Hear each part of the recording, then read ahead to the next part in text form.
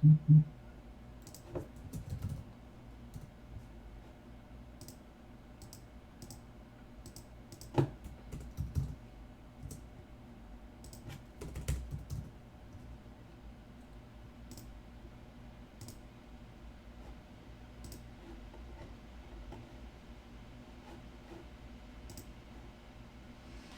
what's up, Enoma? How's it going, Game Sessions? Welcome, welcome, y'all.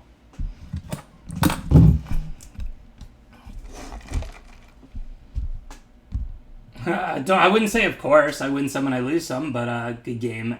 Andron Rain. What's up, Tried by True? Good to see you, too. What's up, Solar? The future of energy. Hey, M Pools. How you doing?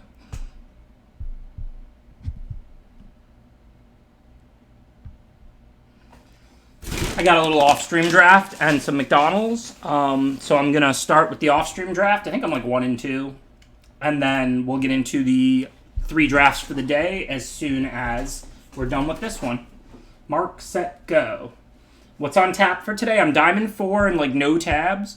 We're going to try and win our way up to Diamond 1 and Mythic. And not today, but you know, today, tomorrow, and the next day. We're going to play best of 1 ranked, and we're going to hopefully be Mythic by Thursday, by the end of the stream, the 3-day streaming this week.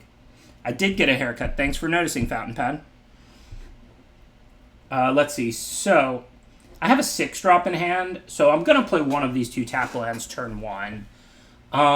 Shelter's probably better than Rebirth to just hold on to in general.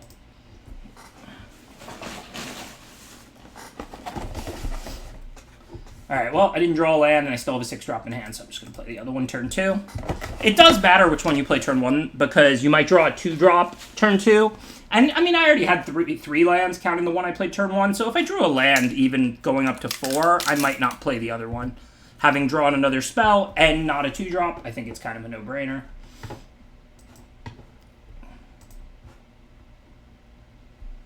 There's no lactose, really, in what I'm about to eat.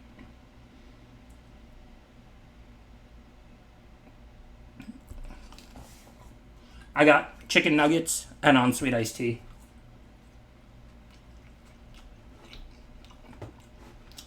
I am lactose intolerant. I'm not lactose intolerant, but hate a lactose, love a mill. What's up, Janice? How you doing?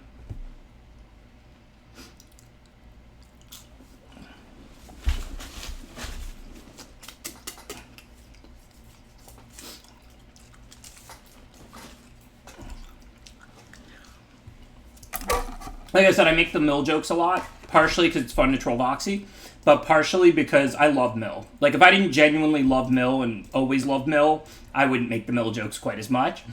But mill has always been one of my favorite things in Magic. Yeah, finishing up an off-stream draft now. I'm already 1 and 2, so maybe not too many more games in this one. And then we will do 3 best of 1 ranked drafts for the day. Just finishing this one up while people trickle in. Eating a little McDonald's, start the stream off with a little mukbang. We got 20-piece nuggets, no fries, and an on-sweet iced tea.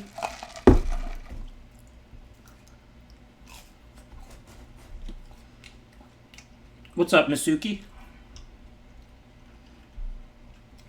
Sweet and sour sauce.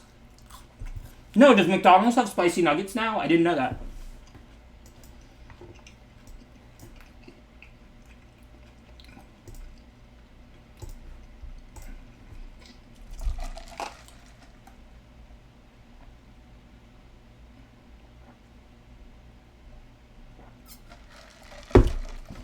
Hey, nuggets are more filling than fries. You know, like the normal meal is a 10-count nuggets, you know, fries and a drink.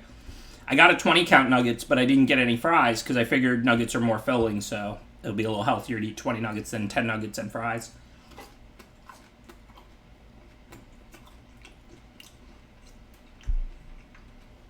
I actually really like spicy stuff, so I'll definitely try that out, Old Dirty.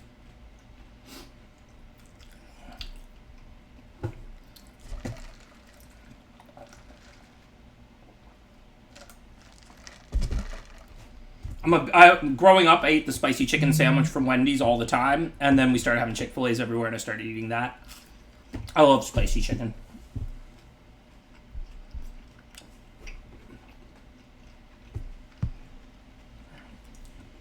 I definitely do consider all moves. I don't always play that well. I punt quite frequently.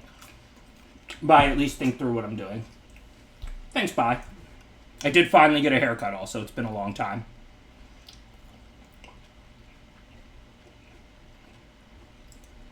This seems easy enough. Those are warriors. This is a rogue. So I'll take out the 3-2 and attack for 6. I mean, there's some temptation to want to kill the flyer, but I don't want to let them draw a card.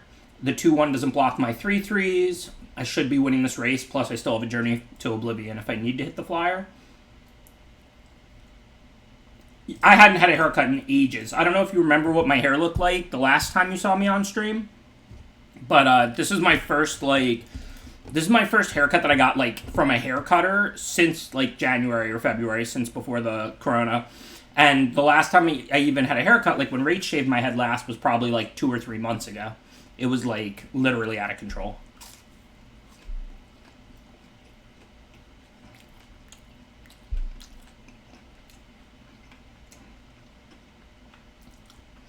I don't think I've ever had Korean fried chicken, real Korean fried chicken, let's say. I mean, I've had, a couple of times, banchan or whatever it's called. We don't have them in Florida, but a couple of times when I was, whatever city that had them for a Magic tournament, somebody got them for us when we were doing coverage or when I was there playing and someone went out and got lunch. I think I've had, banchan, twice. I don't know about an MTG cosplay for Halloween or not. I might not. I'm not really sure yet. That's definitely an idea, though. Oh, yeah, it was delicious. But like I said, I love fried chicken, spicy fried chicken. So, I mean, it can be pretty much any kind of it. But I thought Banchan did a good job. It was delicious.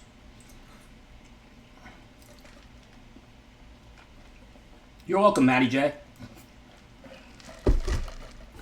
I'm just glad that, my eating McDonald's is helping out others because, selflessly eating chicken nuggets. Okay, again, no real decisions. Happy to get rid of the Skycleave Geopede so I can attack. I'm not worried about the flyer. I'm winning this race.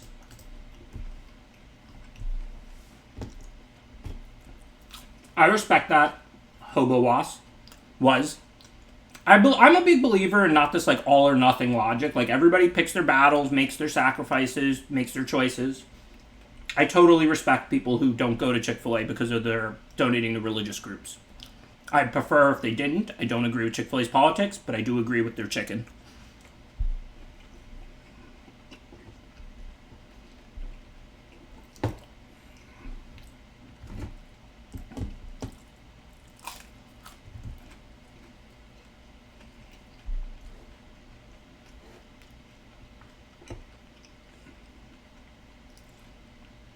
Alright, let's see. Yeah, I see no reason not to just journey the 3-2 flyer now. I mean, a 1-1 doesn't stop my 3-2s. They are down to 2 cards in hand. They didn't play any other creatures. Just do that, attack, and see what they have. I assume they'll have something. Oh, nothing? Cool.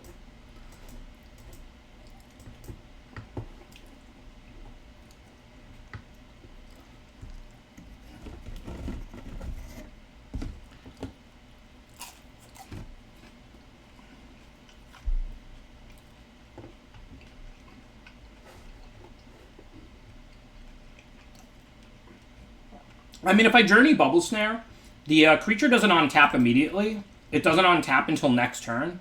So why would I want to free up a 3-3 for next turn as opposed to removing a 3-2 flyer right now? Those are around equivalent creatures in that game, but the 3-2 flyer could block immediately, whereas the 3-3 wouldn't attack until next turn.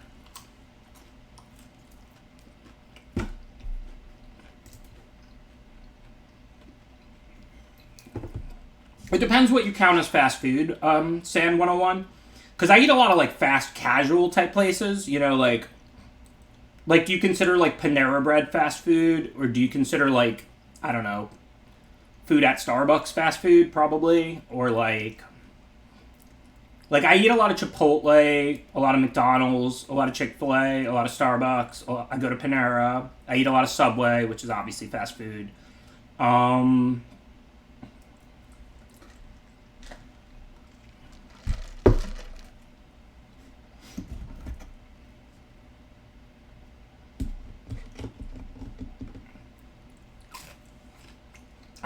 don't eat a lot of sushi. I do like it. It's just like there's not really that many like quick sushi places here. There's like some nice Japanese places. You know, you get the good ambience and the slow sit down meal. But like I said, I'm more of a fast casual guy. I eat ramen a couple times a week, which again, does that count as fast food or not? It's not a fancy ramen place. It says go up and order your ramen, sit down, they bring you the bowl of ramen in 10 minutes. So does that count as fast food? I mean, really depends on how you define it. I don't cook at all. Literally nothing.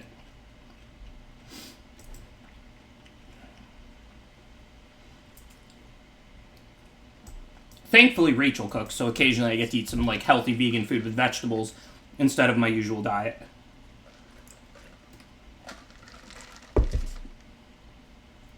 Why wouldn't I put milk on cereal? Of course I put milk on cereal.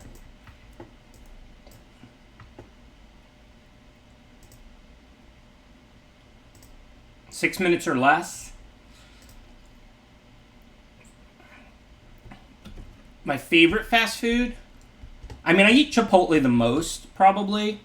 I don't know if I like it the best, or that's because it's the best combination of, like, all factors. Thanks, Rachel. No, what's a kava?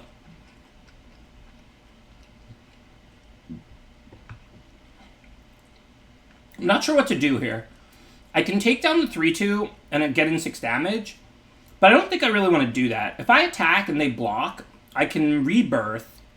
The only downside is the cleric's going to grow to 4 if they play a creature, and I'm playing 1 creature, so I'm probably not going to be able to take it down at any point. I mean, I'll probably be able to take down something, and I'll get a nice turn where I double spell, but adding a 1-4 to the board isn't really changing anything. But I guess I have no ability to take down the Cleric of Life's Bond anyway, so the best thing I can probably do is double spell, try and race. But that thing's just going to keep growing and gaining life, so I'm not really feeling good about that. Oh, I missed a point, I guess, of life if I had played the Core Celebrant first. But that's still probably not right. It's kind of telegraphing something or whatever. I can miss the 1 point of life, try and get the block there. Yeah, Chipotle's just a great combination of, like, speed, price, flavor, and, like, healthy, nutritious. Obviously, like most fast food or fast casual, it's what you make of it. You can eat really unhealthy or really healthy at Chipotle.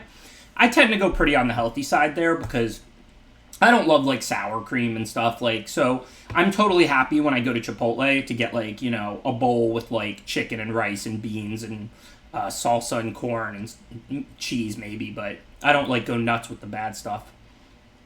Yeah, so I think we have to stick with this plan. I don't know if it's going to work or not, but, like, if I had drawn a 2-drop, I could have took down the 4-4. That would have been nice. That didn't happen. But they're gaining 1 if they play a creature, hitting for 5. We're hitting for 7, and drawing a Silencer next turn for 3, because I've got a Warrior Clerics and it's a Rogue, so maybe I can take out their blocker.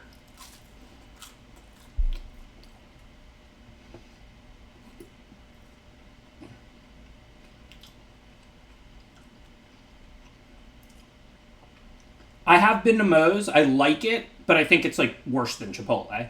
So the only way I would really be in a dilemma would be if the Moe's was closer to me than the Chipotle, but it isn't. But I like Moe's just fine. I would eat there. I just, you know, and I think it's actually good. Like, I think Chipotle is really good. So if I think Moe's is 10% worse than Chipotle, I still like Moe's. But, like, there's Chipotle's everywhere, and Chipotle's closer to me than Moe's, and I think Chipotle's better, so I have no real reason to go to Moe's. Hey, thanks for the birthday present, Voxy. Appreciate the generous donation, even after I whooped you today right before I jumped on stream. Yeah, Thord is a sick card. That was not a great turn for me.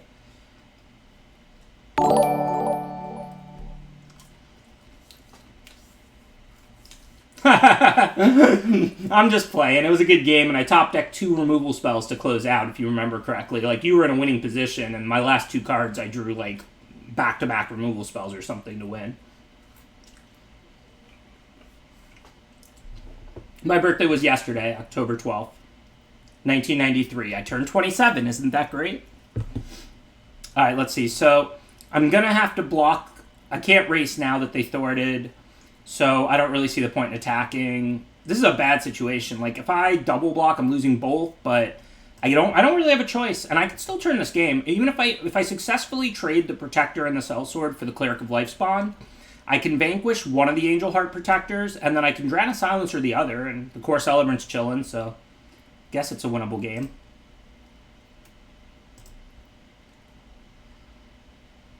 You're too smart, Jazz 1. You're too smart. Can't trick Magic players. Alright, so I guess I'm killing Seagate Banneret. Don't know if I'm going to draw the land or not, but I don't want them to on-tap with that and pump their team. Stampede, huh? That would have been a good draw if we were racing. Now I might just play it as a land so I can Drana Silencer. So I'm going to take the 1 from the flyer and go to 6, and they're going to go to 12, and that's going to grow to a 6/6. Then I can Drana Silencer away the flyer. Yeah, I just have to play this stalemate. If I cast an attack, like, nothing good is happening for me. Listen. I don't look a day over 26. Thanks, Baya Canary. I did. I played in my first Pro Tour London 99, right around my 6th birthday. That's actually true. It was my 6th birthday. 5/5 flyer. Okay, I've got a few removal spells, like Nahiri's Binding I can draw, but I'm going to lose to that. For now, if I play the Silencer, I can get rid of the Gloom Hunter and go to 7. Zoth Consumption is just worse than that, so... I mean, it does 4 instead of 1, but I'm gaining a life, and I'm falling further behind if I play the Consumption. Even if they have a creature, it grows to a 6/6, I go to 1, not 0, and then we'll see. I'm probably dead, but I have a few outs. I have Nahiri's Binding, just 1. I mean, I have my own flyers, but they'd mostly have to chump that, which is going to be a 5/5 or 6/6. I also have the Journey to Oblivion, so that's 2 outs. I guess if they don't have a creature, I can survive 1 more turn. Still can't attack into a 6/6. I guess it has to be a Cleric for them to trigger the life spawn and gain a life and grow the Scion. Hey! Thanks for 5 subs gifted out, Gahulash. Really appreciate the generous gifting out of 5 subs. Thank you for the birthday wishes. Ham did win that Pro Tour. I often say that. London 99. It was my very first Pro Tour. It wasn't his first, but he hadn't played that many up to that point, I don't think. But he said it was his 3rd top 8, so that's pretty incredible. I don't think Ham's that old. I think he's probably like 2 years older than me or something. Just casually winning Pro Tours when he's like 19 or whatever. Thanks, Kodak Combat. Appreciate it, Hazuki. Literally, like, right before the stream, I just went to the Supercuts by my house. First time I've gotten a public haircut since Corona, like in January. And then picked up McDonald's and then came home to stream. Alright, so none of my creatures have lifelink, so now I'm just dead. I actually got that extra draw step because they didn't have a way to pump the Scion. But I had my 2 outs, and the only cards I could realistically draw, I mean, I had flyers I could chump with for a turn, but my only real outs to that Scion were 1 Nahiri's Binding and 1 Journey. I didn't draw them. That's game. Let's get into a fresh draft. I don't know. I'll make the camera smaller. I think it was big because from ads and chats last or something. But during the draft portion, it's different than the in-game play anyway, so let me see what it looks like, because we're going into a draft now.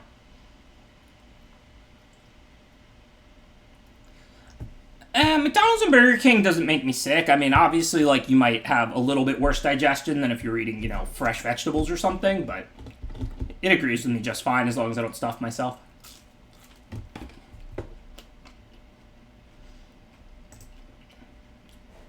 So, this week's goal is make Mythic on stream. I literally just hit Diamond, so we're Diamond 4, no tabs. So we need 20 more wins than losses. I mean, probably not going to go 7-0, 7-0, 7-1, so we're probably not going to hit today. But my goal is to hit it Thursday on stream, or tomorrow on stream, or today if I run Incredible.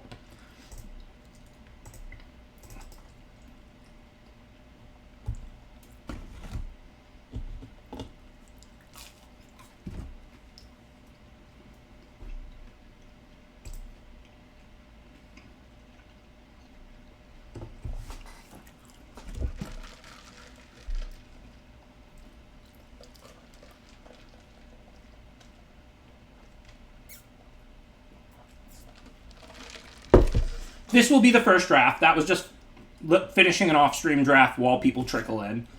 This is the first draft of the day. Definitely going to do exactly 3 today. Just going to play them out, even if they're quick. I'm one of those people who always extends my taxes, which means they become due mid-October instead of mid-April. And I still haven't done them. So that's what I'm working on as soon as I get off stream and tomorrow afternoon. Okay, well, Skycleave Hierophant is one of the most busted cleric rares. Yeah, let me make the camera smaller. Y'all want to see the cards in the pack, not just my face. I guess I can understand that. Yeah, so Aura is just an easy first pick. This card is totally broken. The fact that it counts itself means, like, even if they have removal, you get back a dead cleric, and you 2-for-1 them. So, like, I mean, when this card lives in a cleric deck, it's near unbeatable. When it dies, you 2-for-1 them. It's just a great all-around card. If it wasn't in the pack, I would probably take Acquisitions Expert. I like this card a lot. I think that, like, the Ravenous Rat effect here is really good in this format. Not because discard is so good, but because Party, you trade 1-for-1, right? Like, you pay 2 mana, they discard a card, you've spent a card, and then you get this 1-2. And a lot of times the 1-2 doesn't do very much, but it's +1 to your party, it turns on your rogue stuff. So in this format, I find, like, the Random Body is pretty effective. Okay, so we could certainly stay with Aura. Clerics is busted. I don't mind not taking the very best card in the pack to try and draft Clerics. Demon's Disciple is a really good card if you start with it early. You can prioritize things it synergizes with. Sproutling is the best card in the pack. Sproutling is really good. Like, Sproutling is substantially better than Demon's Disciple. We could still draft green-white or green-black and, like, splash Aura pretty easily, especially if we draft green as a base color. And there's a cleric or two in green. I've seen people actually play Abzan clerics. I'm not attempting that, but I think Marasa Sproutling is enough better than Demon's Disciple that I should take it and keep my options open. I mean, blue-green kicker's a busted deck, so if I see another good kicker card, or I see, a really good blue card pick 3, I don't want to close myself off from that options by forcing my first pick Aura here. If I don't, I can potentially just drop the Sproutling. It's not the end of the world if I don't get to use my second pick. Because in reality, I'm only missing out on a Demon's Disciple if I do end up black-white. And then if I see, like, green-black or green-white, I can splash Aura and prioritize Clerics. Alright, pretty easy here. We're going to take Deadly Alliance. It's splashable and Binding isn't. We can still go black-green, splash white, or black-white, splash green, or black-white. So I think Deadly Alliance over Binding is a no-brainer. I think Alliance is better than Binding, period. But given what we have, it's just a total no-brainer. It's going well. How are you, Sean? Alright, let's see. This pack doesn't really have anything great for me. I mean, the best card in the pack is Low Mage's Domination, which is, not a color we're in yet. I mean, we could still go blue-black or blue-green, but then we end up dropping a lot of cards. Otherwise, there's Kargan War Leader, which we can't make use of. I can't really go Red-White Warriors, even though it's busted when you do. As far as green cards, Blightblade is probably the 3 of these green cards I would want the most. So, I mean, I'm not going to fourth pick Blightblade over something really good like Low Mage's Domination. So this is going to be a drafting the hard way. I mean, I'm going to take Low Mages and just consider all options on the table. I mean, we can go blue-green kicker, we can go black-white clerics, we can go black-green. Like, I don't know where we're going to end up. But if there was a Rabid Bite, I might take Rabid Bite over Low Mage's Domination in that spot. But I'm not taking Tajura Blightblade, a card I consider fine but filler, over Low Mage's Domination. So we get to start off with a drafting the hard way draft. Hey, thanks for the 17 months of support, Silex. Really appreciate the continued support for my content. It's kind of unbelievable, really. I've been streaming for almost 2 years now. Feels like I literally just started. Yeah, we haven't been seeing black-white, but that's a Cunning Geyser Mage pretty late. So I think I'm going to grab that. I'm going to be glad that I took that Sproutling and was willing to keep other options open. I mean, we have pretty good blue-green kicker stuff so far. And we could always splash Deadly Alliance. Of course, now we see no blue-green kicker cards, because why not?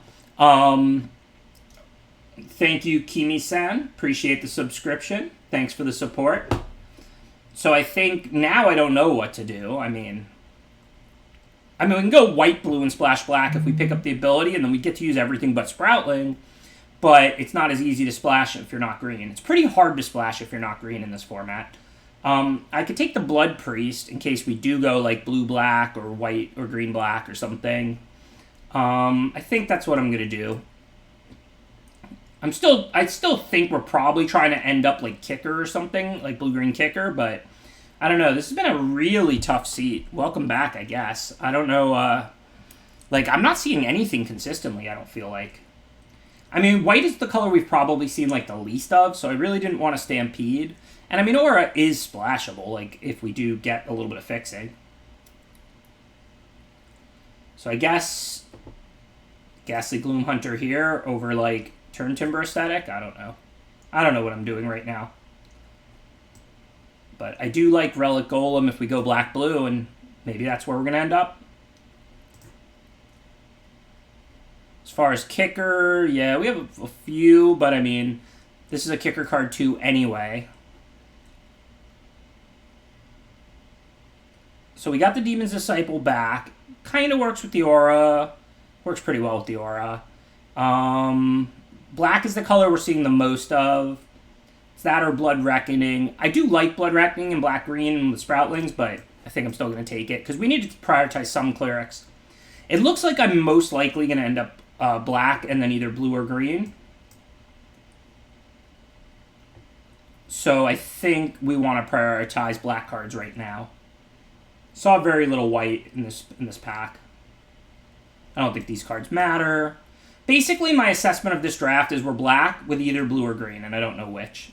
We didn't see much green, but green is easy to splash into, and like, so we could play a black-green counters matter deck with like Survivor and 2 Gloom Hunters and Sproutling, which gets back Gloom Hunters, and then we could splash aura. So I think we're most likely going to end up there. I don't think we can really do blue-green, because black is the color that seems underdrafted and the color that we saw good cards in late. So I think we have to play black, and then we can still pair it with whatever. Is this rare good, though? Like, I mean, obviously this rare is fine. Like, it's a relatively big creature, can deal a bunch of damage to both players if you kick it and you want it to. But I don't think it's, like, some kind of broken rare. Like, I would take removal over Scourge of the Skyclaves. I might take it here, because if we're black-blue, the best blue card is Umara Wizard. If we're black-green, the best green card is Rabid Bite, but we know we're black. Like, here's the thing. I think Umara Wizard and Rabid Bite both could be roughly as good as Scourge, if not better. But we're committed to black, and we don't know our second color. So there's no reason to take a blue card or a green card over Scourge, I think. But if I knew I was black-blue, or I knew I was black-green, I might not take the Scourge there. I think Rabid Bite and Umara Wizard are both probably a little bit better than that Scourge. Alright, easy Into the Royal here, I think. There's no black card that we'd even consider. Into the Royal is just the best card in this pack by, like, a very wide margin. After that, the next best card in the pack is probably, like, Song Mad Treachery, which I don't even really like. Or the 3/2 flyer.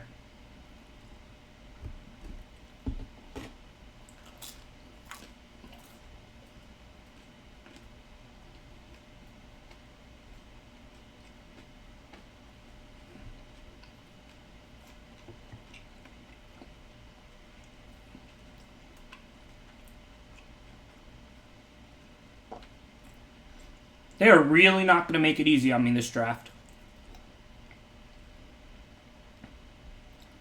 I mean, if we ended up blue-green splash black, it's easier to splash in blue-green, and we could splash, like, decent cards, like the Scourge and the Deadly Alliance. The problem is we didn't see green in pack 1, so we can't expect to see it in pack 3. Obviously, I think, like, the green cards in this pack are the best ones, like Veteran Adventurer, even Gnarled Colony is substantially better than Diviner or Blood Beckoning for me. But I feel like we're going to be blue-black, so I'm just going to take the Diviner. Even though this pack, I think I'll probably see more green, I just didn't see it in pack 1. I took that Sproutling second to keep my options open, and the only green card I got the entire rest of the pack, and I was looking for green cards after the Sproutling, was Dauntless Survivor, which is like a filler card. So again, I know there's a Moss-Pit Skeleton. I know we're going to see some green in pack 2 here, but I don't think we're going to see green in pack 3. I'm just going to draft a blue-black because those are the two colors I think I saw the most of in pack 1, and then early pack 2 didn't push me into green. Now I'm going to take the Expert. Like I said, I really like that card. I think Veil's a pretty easy pick here over Riptide, which would be my next choice out of this pack. Easy Vanquish. I'm getting pretty full. Let's see, on a 20 count nugget, how much work did I do? 1, 2, 3, 4, 5, 6, 7. Hey, 13. That's pretty good. Set these aside for like an hour. Can we use Relic Amulet? You don't have to be blue-red, but you do have to have instant sorceries and wizards. 1, 2, 3.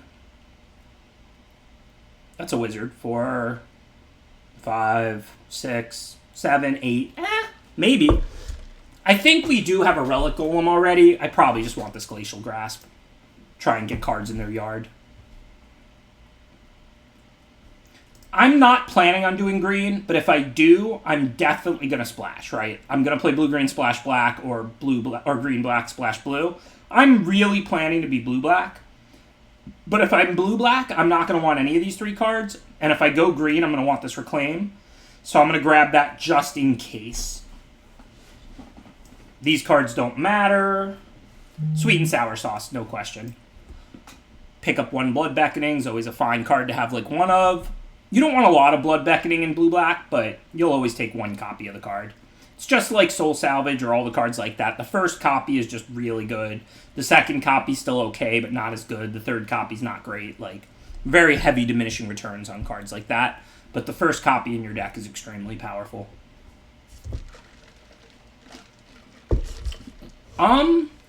Is that card effective fixing? I don't think I've ever played it. It's just, what does it do? 2 mana, draw a card, and when you tap a land, you can tap it for any kind of mana. You, like, lose a life or something like that. I probably should have considered it, but the thing is, if I go black-green, then it's useful as fixing for blue. If I go black-blue, I'm not splashing green. Like, this card's double green, and this is a fixer. I mean, paying 1 life for a splash mana isn't that bad, so that's actually kind of useful fixing, because you can still just tap the land for normal mana, right? If you have to take 1 every time you tap the land... Here, let me check the card out. No, it loses all land abilities and gains... Oh, it adds a colorless still. So you can put it on whichever land you drew, like, 2 or 3 of, and then get a colorless or pay a life to get them out of any color. Yeah, that's fine fixing. There's nothing wrong with this for fixing. You would never play this card unless you're a 3-color deck. But, like, you can keep tapping to add a colorless, and then you don't mind spending a life once to cast your splash color or something. So, yeah, it's fine fixing. Okay, Throne might be okay for us. I mean, we do have, like, I think some expensive kicker, like Geyser Mage, Into the Royal, and double of the Ghastly Gloom Hunter. So casting those for 5 is nice. Well, I didn't want to first pick Throne, but if we're blue-black, this pack has no good cards for us. If we were green, I could take Calendly Ambush, but again, I'm not planning on that, so I guess I will take Throne. It's kind of weird, but... I mean, listen, Throne +1's a mana, so this is an actual good card when you have 6 and 7 mana kicker cards. Like an actual good card. You get, it's like a bounce land. You get two mana out of it for 1 card. Now, that said, I didn't want to be first picking it. I would have took any good rogue, any removal, any Into the Royal, anything like that over it. But that pack had no blue or black cards that I wanted. Speaking of no blue or black cards that I wanted, this pack doesn't either, so this draft's going very poorly now. I guess it's just going to be a subtle strike for me. This draft's going extremely poorly at the moment. I do like Mind Carver a lot in blue-black rogues. This is a card that I think once it's +3/+1 is really hard to beat. Now at +1/0 it's very ineffective, so you have to be milling them. But we've got Relic Golem, we've got a few mill rogues, not that many, but we are going to prioritize them, and we'll try and turn on that Mind Carver. Okay, pretty easy Geyser Mage here over not much. Yeah, the red's been absurd this pack. I mean, nothing I can really do. Okay, I'm going to take Skulker over Disruption. We don't have that many good 2-drops. Disruption's one of the weakest land spell modals, in my opinion, and Skulker's a really good 2-drop. Second Relic Golem, I mean, they do work well in multiples. They turn each other on, so to speak. I could use some more mill, though. I have, like, Glacial Grasp. I have Zolaport Duelist. It's not a lot of mill. And the Relic Golems themselves, like, I really need more mill. Yeah, this is a pretty bad deck. I'm not very happy with it. I don't think I want any of these. I guess I'll grab the Dratus thing. I could play that. Okay, I'm going to take the Duelist here. Like I said, I need more mill. I've got double Relic Golem and Mind Carver, which are 3 pretty powerful uncommons if you can turn them on. So I'm going to be grabbing mill very aggressively here in pack 3 as I'm running out of time. I don't think Anti-Cognition is what I want because that's not going to be effective unless there's already 8 cards in their yard. And once there's 8 cards in their yard, I'm already pretty happy that my deck should be pretty good. So I'm going to grab Squid just to have another decent 2-drop because I don't think I have a lot of that. Some Royal Eruption tabling, that's absurd. I mean, Throne adds a mana of any color if you're kicking, too, so I can play this and kick it off Throne. I don't know. Probably not going to do that, but I'm also not going to play Cognition or Cleric of Chill Depths, so I'll grab it, but... Yeah, I feel like blue and black were the open colors, and I don't know. Maybe there was just a bad pack 3. I mean, you see these blue and black cards are coming late. Like, look, there's 3 black cards, 1 blue card left in this pack. Feels like I just got a little unlucky this draft. Some seats are tough, you know? I mean, my deck's playable. My deck's not very good, but I feel like it was a tough seat, and my deck's about the best I could do. Thanks, Enos.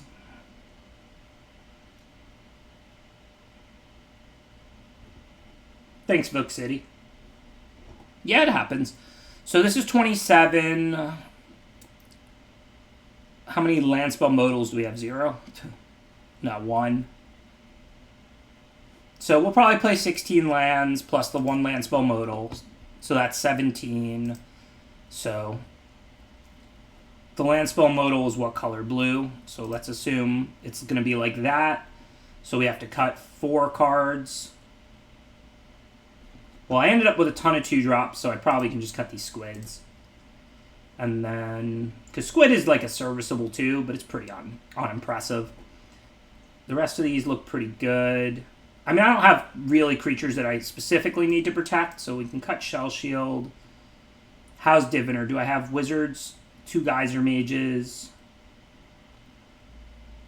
That's about it. It does help me party, because I have these 2 Blood Priests. I think we don't need to play that. Yeah, this deck's not good. Like, it's not like, maybe Riptide's not good enough. I thought I had a decent amount of kicker, though. I think I do. I have 2 Ghastly Gloom Hunters, 2 Cunning Geyser Mages, Blood Beckoning. I think I have like 5, 6, 7 kicker cards. Let me check. 2 of these.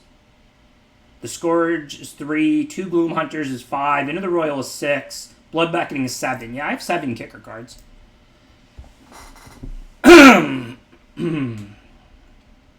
Yeah, Diviner's a fine attacker in the air, but as far as the last cut, I think it's the weakest card in the stack. Oh yeah, I've made mill draft decks tons of times. I love milling people. It's the best feeling in all of Magic.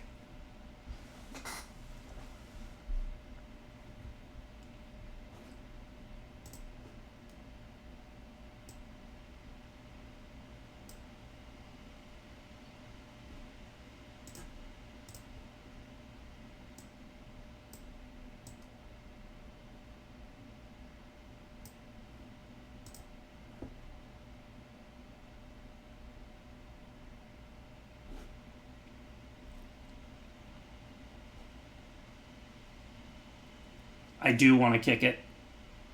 Well, 8 blue sources. We're on the draw. We have a black trick and a black 2-drop. I don't think we would ever mull this. I'm not going to duelist turn 1, so I'm not going to play the island because then it'll pause and tell them I have a duelist. Whereas now, turn 2, I can play Blood Priest, and then after that, they won't necessarily know I have duelist because there's more options. Little arena trick there. Your natural tendency might be to play the island so you could cast your 1-drop, but remember, you're not going to just randomly play duelist. So you don't want Arena to pause and tell them you have a 1 blue card in your hand. Duelist is better than Diviner in this format in general. I mean, look, if you're Wizards, you're going to take the Diviner. If you're Rogues, you're going to take the Duelist.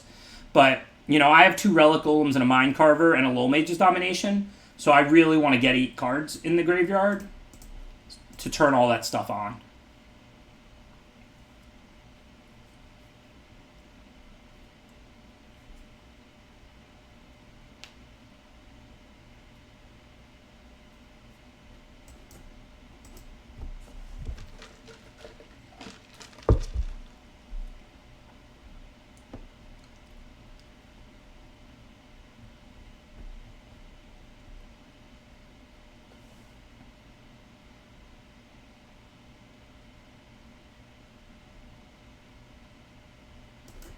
Okay, no real choices now, I don't think. Let's just take out a 2-1 flyer. Hopefully they don't have too much, because I know I don't. I mean, I'm only playing 16 lands. I mean, I hopefully will draw spells from here. I don't really have much good card drawing, though. So that's kind of a problem. Definitely going to play this as a land because of Lowell Mage's domination. If not for Lowell Mage's domination, I might hold it as a spell, but now I'm 1 island away from stealing a creature.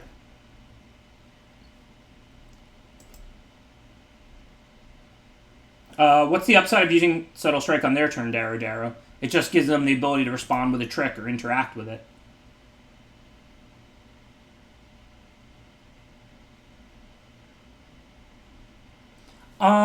Blood Beckoning is better if you have more creatures. I mean, they only had the 1/2/1 flyer out. I don't understand what I was going to do. Pump. Oh, you're saying I could just put out Duelist and pump it just to have a 2/2? I guess, but I don't think I wanted to do that. If I wanted to do that, I could do it on my turn all the same. I could just play Duelist and then Subtle Strike. But I think it was still better to just hold Duelist as a trick. Duelist was not going to shrink anything. They were going to attack me with the 1/2/1 flyer. I can't block it in the air. I could put out the Duelist and then pump it with Subtle Strike if I wanted to, but again, I don't think that was right.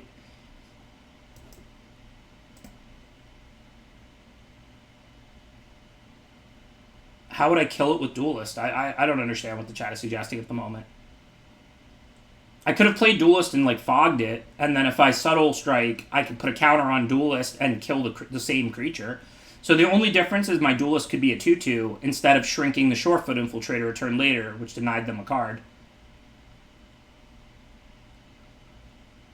Well, I still need an island, and then I can take their Golem. And then it will be sweet, but I have to top deck an island to do that. I don't think this game is necessarily looking that bad. I'm an island away from low maging their 6/6 and having 2 6/6s. It's not looking that good at the moment because I don't have the third island, but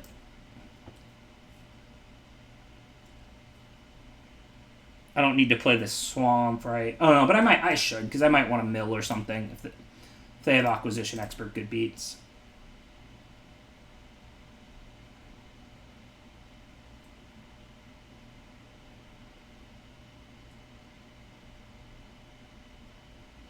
Yeah, I could low mage their Infiltrator too. I might. I don't know if I'm going to take Golem or Infiltrator. Probably Golem, because their mill's going to put me to 7 right now, so their 6/6 is going to be online. But I guess my Golem's bigger than theirs with Mindcarver. So maybe I take the Infiltrator, and then I can start hitting them with the Infiltrator, drawing cards, and then I have my Golem stop their ground creatures.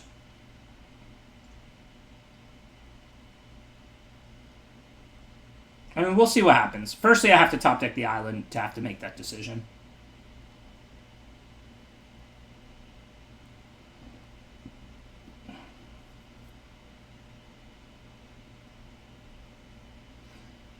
Oh, that's not the island, but it is a removal spell. I've got 6 in the yard, and they have 6. So when I mill, that will turn this on. But when I Deadly Alliance, it'll still be 1 short. So this turn, I want a Deadly Alliance and use Relic Golem. Mindcarver's too much, so looks like I'm just going to pass now. I mean, maybe they'll put a card in the yard for me, because it's only 6. It's 6 in their yard. Okay, well, that does it, but it doesn't work for me, because now the Relic Golem will be tapped. I guess I still might as well mill them.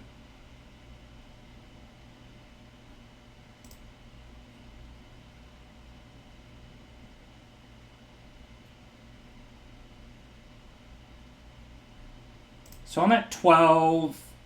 Pretty sure I just have to kill Relic Golem. If I kill the 4/4, I take 11. But why would I kill the 4/4 Menace instead of the 6/6?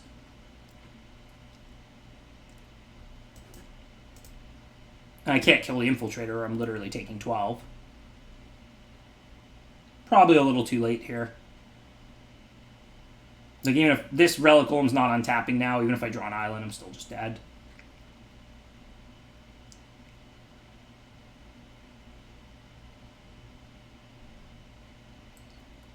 Block, shrink. I guess they have to play a land to kill me.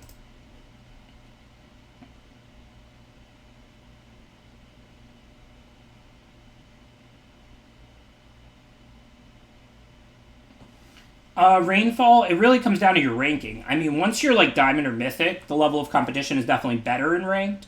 But if you're like, a low rank, then it's probably better in Traditional since Traditional's on Ranked. Traditional probably just ends up in the middle. Oh yeah, we're dead. Thank you, Smith number. Well, no, I wasn't dead on board because I could have played the Duelist, blocked the Infiltrator, and then -2, -0'd the Menace creature, and then I would have took 2 and went to 1. They had to play a land to kill me, which obviously they were probably going to have a land, or removal or something, but we weren't dead on board. Now, I'm only going to do 3 today. Like I said, I got a lot of working on. Thursday, if I'm not Mythic, you can definitely talk me into a long day to hit Mythic. But today and tomorrow, I'm just going to do exactly 3 best of 1s, even if they're quick. Because, like I said, I'm literally doing my taxes and I'm working on some other stuff. But Thursday, if I'm not Mythic by then, by the end of the 3rd draft, you can definitely talk me into more drafts. End of my week, and I want to finish Mythic by Thursday for sure.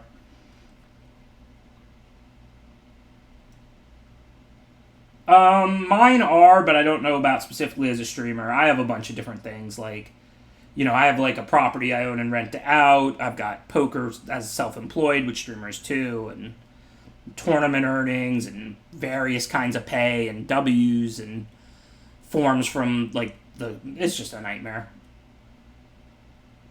I don't know when I need to hit Mythic for the qualifier. I think I'm qualified via being in Rivals. So I just like hitting Mythic Limited every season. I don't think I actually need it for anything tangible. Thank you, Mr. Locke. Appreciate the subscription. Oh, yeah. I mean, when I say I have hired people to do them in the past, but I don't know. I like doing them. Like, I like learning how it works. That's the real reason. I think it's important to kind of understand something that important.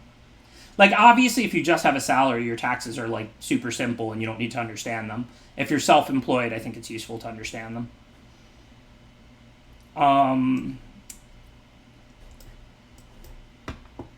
So if I Subtle Strike, that'll be a 1-2, and I'll be a 3-2, so life is good.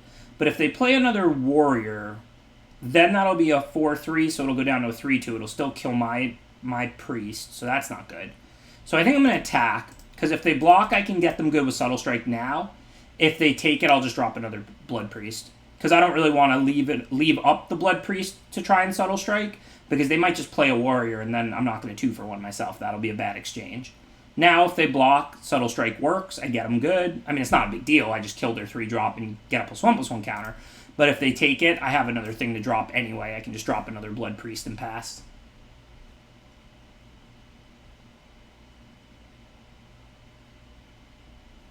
I bought my property. I did not inherit it.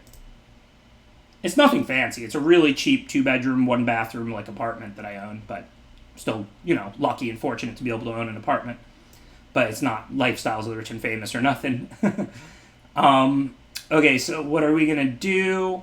Rockslide Sorcerer is pretty scary. I think for now I'm just going to bounce that. At least delay them pinging my stuff for a turn if possible. And I mean, I'm up on life, and I'm hitting for 4 and taking 2 back. So as far as a time walk effect of Into the Royal, it's a good time to do that because I'm delaying Sorcerer, pinging my Blood Priest. I'm dealing them 4 and taking 2 back. Or taking 0 back. So it's just a good time to use that effect. So now they don't have 8, of course, in their yard, so Domination can't take anything. So this turn I have Skulker and Subtle Strike. So I think I'm just going to attack first and foremost. I don't mind if I 2-for-1 myself. Given Rockslide Sorcerer, they can probably ping off some 2-1s anyway. And maybe I will, maybe I won't. Maybe I'll kill Sorcerer. We'll just see what they do. If they block both, for example, I'll end up 3-for-2ing myself, but I'll get to deal with a Rockslide Sorcerer. If they block like that, we'll just take the good kill there. -1, +1. And at least that makes the 3-2 a threat that the Sorcerer can't ping and then they have to deal with.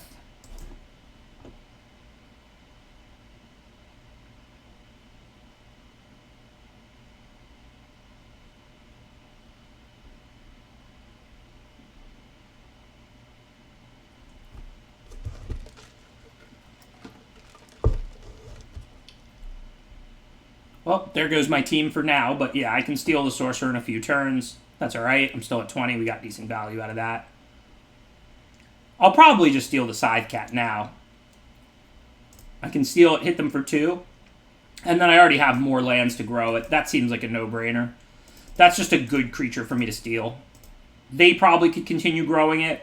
I can continue growing it. So it's not really a 3-2. It's really like, you know, a 4-3 and then a 5-4 and then so on.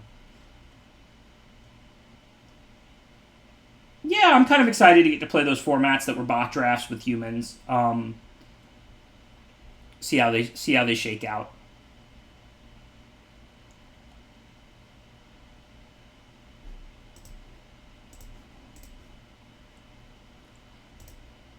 They played 2 wizards at instance there. I didn't expect them to be able to kill 2 toughness creatures there. But like, it's not like I'm triggering the sorcerer left and right. Like a red-green deck, I know that they're going to try and draft around it, but I can't expect that they can trigger it every turn either. Certainly didn't expect them to trigger it twice there. Yeah, nice. Nice, nice. 16 land deck. Just keep drawing lands.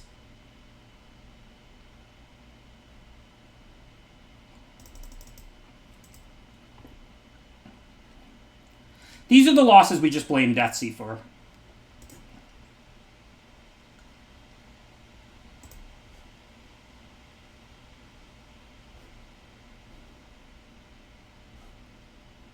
I agree with both parts of that statement, Dara.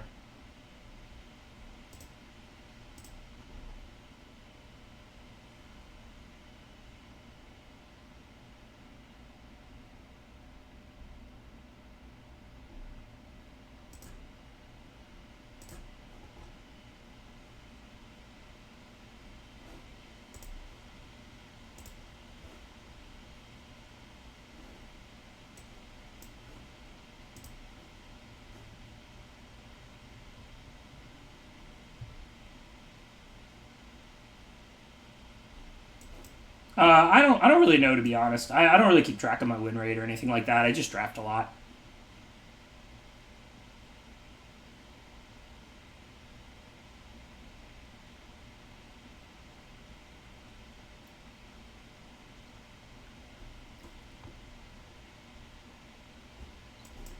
So, no reason to play Demon's Disciple. Let's just get a Relic going. Don't know what turns are going to be good or bad, but for now, I don't need a Riptide out to block. I'm nowhere near kicking anything. They can hit me for 1. Who cares? Just try and get them to 8 cards in their yard.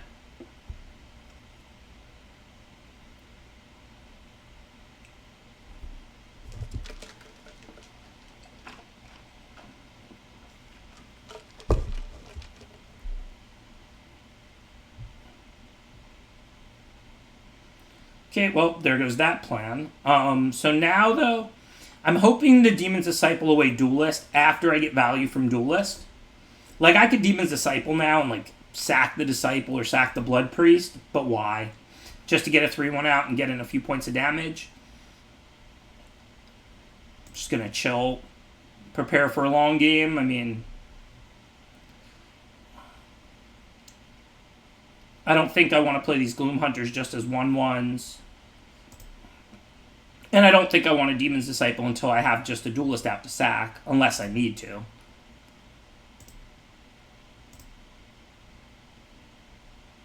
So, just keep chilling. So that's the first draw that changes things. Now I want creatures in the yard. I already have a nice 6/6 to buy back. So now I think I am going to Demon's Disciple. And then I should be able to trade off pretty much whatever I want. So I think I'll sack the Blood Priest. And next turn now there's 2 creatures in the yard. So I can back it in with Kicker and get them back. Not worried about an attack since I have Duelist. Although that's going to shut that down for a turn. But that's okay.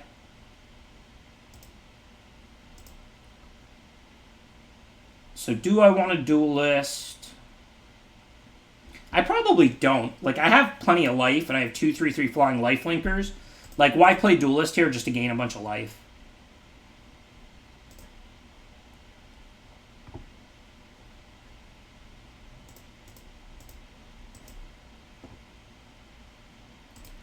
So let's see. Now they have 2 in their yard. Duelist will put them to 4. Now that I drew the Relic Golem, I kind of want to trade the Duelist off so I can get it back and mill 2 again.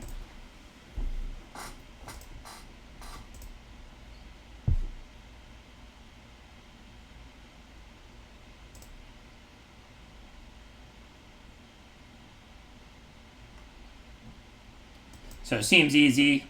I'll chump block the 5/5 with the Duelist, and I'll take the free kill on the Expedition Healer, assuming they don't have anything.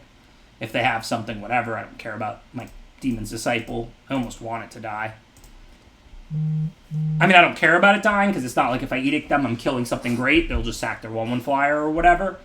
But if they have a trick, who cares, basically. Okay, so they're now on 5 in their yard. So a mill plus Subtle Strike gets us to 8. Or we can Blood Beckoning. Seems like a mill plus Subtle Strike.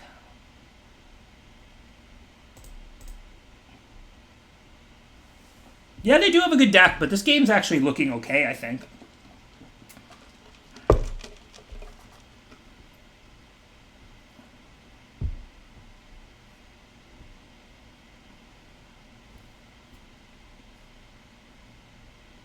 I mean, if I draw lands, I start playing those 3/3 lifelink flyers, like, I should win. Like, we're in a pretty even board right now. So a 6 toughness on the Riptide looks really useful. Given they have a 5/3 that can't block, I'm going to want a 1/6 to block it every turn. So I'm pretty sure this is Subtle Strike, -1/-1 on the Kitesail Cleric, +1/+1 on the Riptide.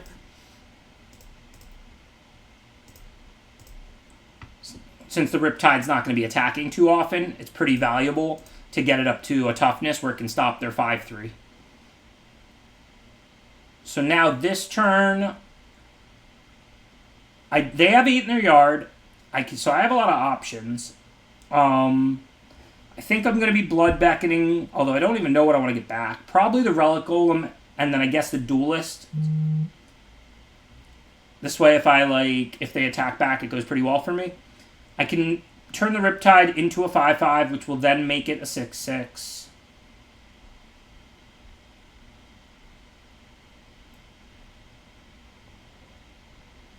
And then attack. If they double block, that's fine because I can't turn it on every turn, even though I can turn it on if I draw lands for a while, but they don't know that. And then if they take it, I've got the Golem back to block, plus the Disciple and the Duelist. That looks pretty safe, pretty good. Basically, both my creatures... Oops, I don't mind telling them that I'm going to have Duelist. I want to have it active here. Basically, both my creatures are 6/6s when they're on. So I want to attack with the Riptide here because the Relic Golem stops their team and the Riptide stops their team. So if they're going to trade with one of my 6/6s, I want it to be the one that's not going to be consistently on. Right? At this point, this is just always a 6/6, and this is sometimes a 6/6. So if I'm going to leave one back to block and attack with one, which I definitely am because I'm not going to attack with both because they're pretty far ahead, it makes sense to attack with the one that will not always be a 6/6. Obviously, that's not good for me, but whatever. I've got the Duelist to chump. It's not that big of a deal for the one turn. Then I have another 6/6 to drop and the 1/6 to untap. So we're still in fine shape, I would say.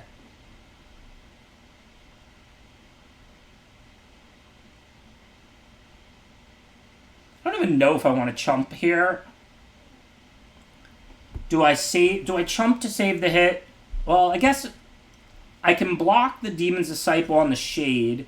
If they play a land and bring it back, okay, but that's 5 mana to cast it. At least they're not Crawling Baronsing. And I think I'm just going to hold on to the Duelist. Because, I mean, I'm about to untap a 1/6 and play another 6/6. So I should end up pretty stable.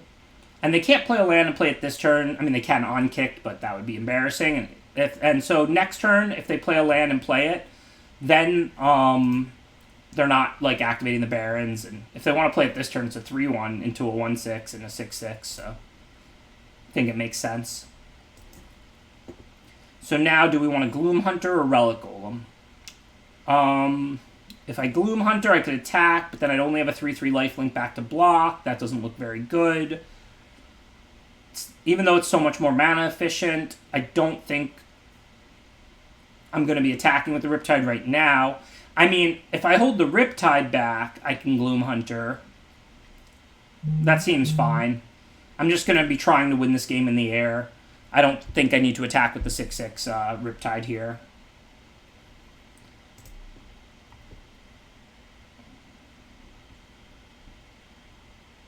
Well, they may have another land, Upwind Sword. I agree they shouldn't have played that land if the last card in their hand wasn't a land. But if the last card in their hand is a land, then they're trying to place land, Skyclave, maybe activate the Barrens or cast something else.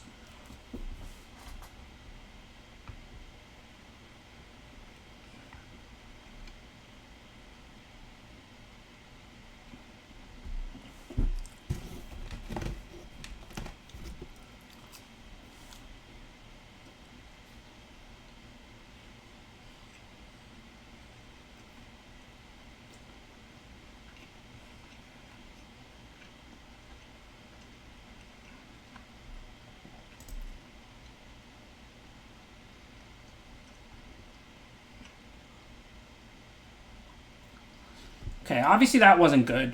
Cunning Geyser Mage is a good draw. I can free up my Relic Golem or reset their Cleric.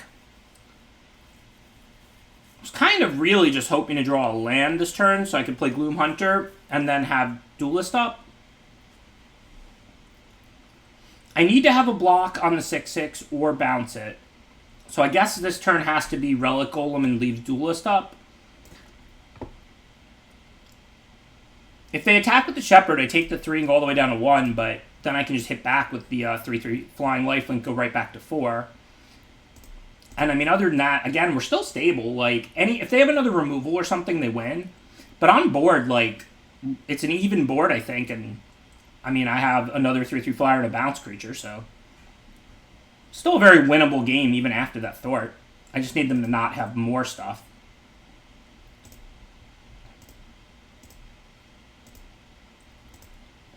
Oh, sorry. I've got the phone, like, right by the mic. That's why you're hearing the phone vibrations. I'll move that. I apologize. Thanks for pointing that out.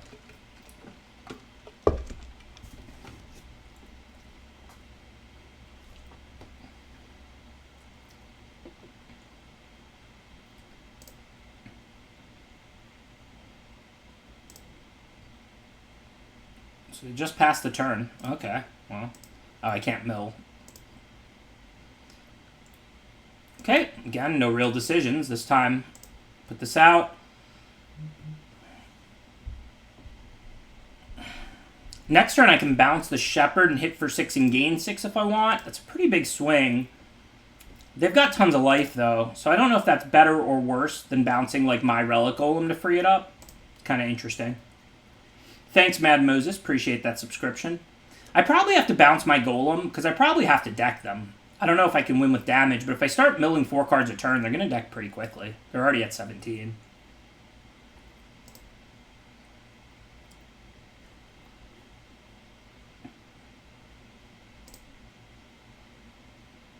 Yeah, Skyclave Shade's annoying, but I have 2 6 toughness creatures, so I can work through that.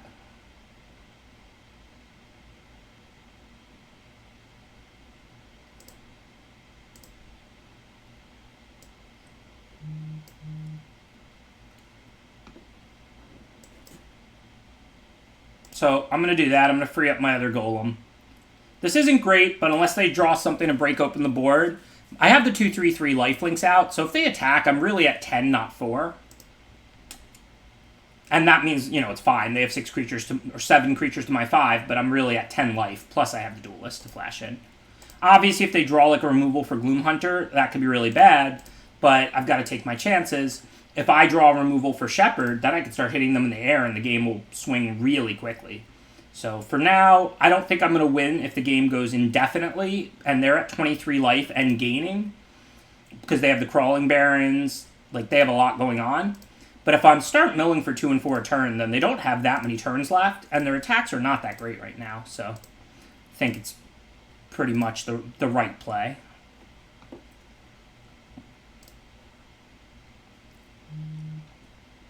Hey, we got a raid. Thank you, Hama-san. Appreciate the raid. Thank you for supporting my stream and introducing your viewers to my content.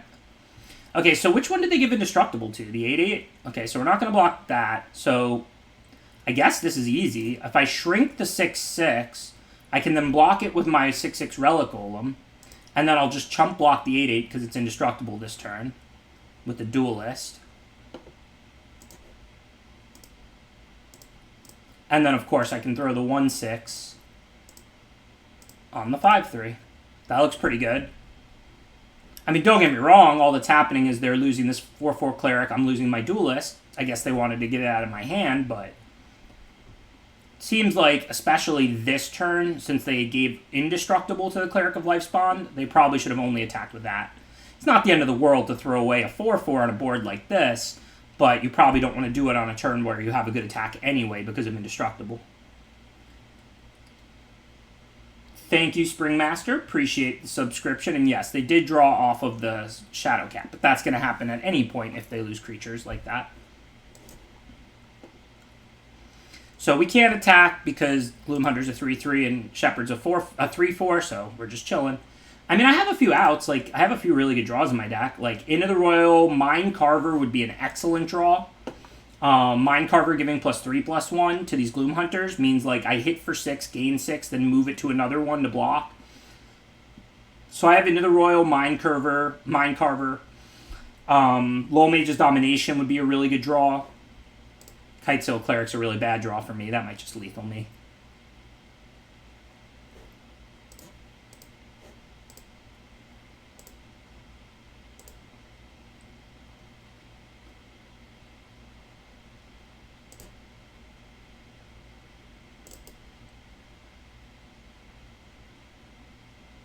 Yep, now I'm just dead. But if I drew any of that removal or pump or anything before they drew like that Kitesail Cleric, I actually think I was probably a favorite in that game before the last turn. I mean, they had a pretty good board, but they only had like 4 turns to win the game with the Millstones online. And like, if I drew like Mind Carver, Subtle Strike, well, I already used Subtle Strike, but Mind Carver, Low Mage's Domination, like any removal, Vanquish, whatever, I think I pretty much win. So that was kind of unfortunate. Good start to the day. First draft, first 0-3. Let's dive right back in.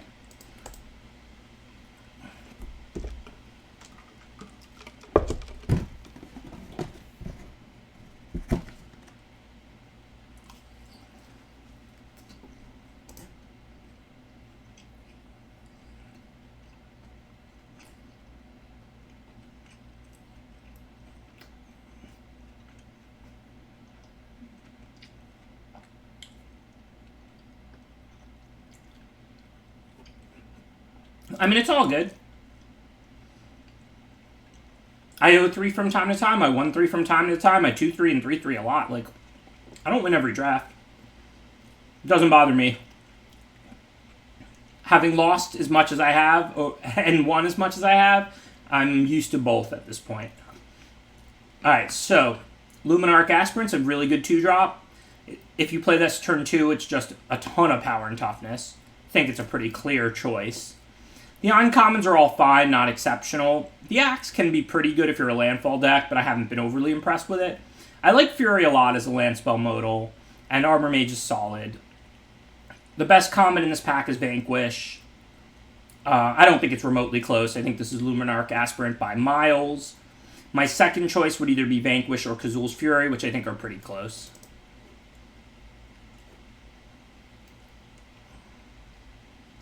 So the white cards in this pack are a lot worse than Thundering Rebuke. I think this is just a pretty clear choice. I mean, this is a Cleric, but you don't need to be Clerics. This card's better, if anything, in a beatdown deck. So, like White-Red Warriors. Not that we know where we're going yet. I mean, if I drop an Aspirant and draft Red-Blue or something, cool. But out of this pack, there's only 2 cards to really consider. There's Thundering Rebuke and Bubble Snare. The Bubble Snare is easily the best common in this pack. It's really good removal. Thundering Rebuke is good removal. It's not like some busted on common, but it's just good quality removal. So it's either Thundering Rebuke or Bubble Snare. I think you could take either one here based on color preference or things like that. I think it's pretty close. I think Rebuke is the better card, so I'm just going to take that.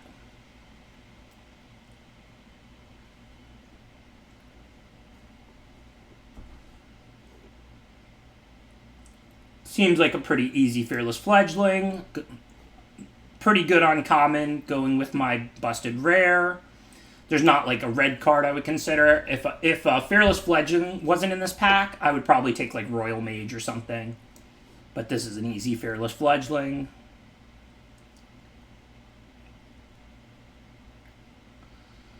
Now we do have to make a tough choice. There's nothing that we really want. I mean, we could take Practice Tactics. Fledgling doesn't have a creature type, but we already have a Cleric, and White-Red does Warriors, and Tactics is usually fine. Shadow Stinger is probably the best card in the pack, but I don't know that we're going to have Rogues if we're White-Black. I mean, I guess we can try and draft a few. Bane Veil is also a fine land spell modal. Pack Beast could be fine. Rabid Bite is probably like the best card after Shadow Stinger. We really have a lot of options out of this pack. Honestly, you could justify like any of the cards I named, like Bite, Pack Beast, Veil, Stinger, or Tactics. I think since there's so many options and I have no idea where we're going to go, I'm just going to take Pack Beast, keep the options open.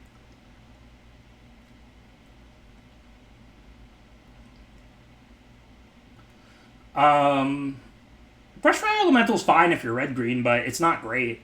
I mean, I'll play it, but it's not like an awesome card.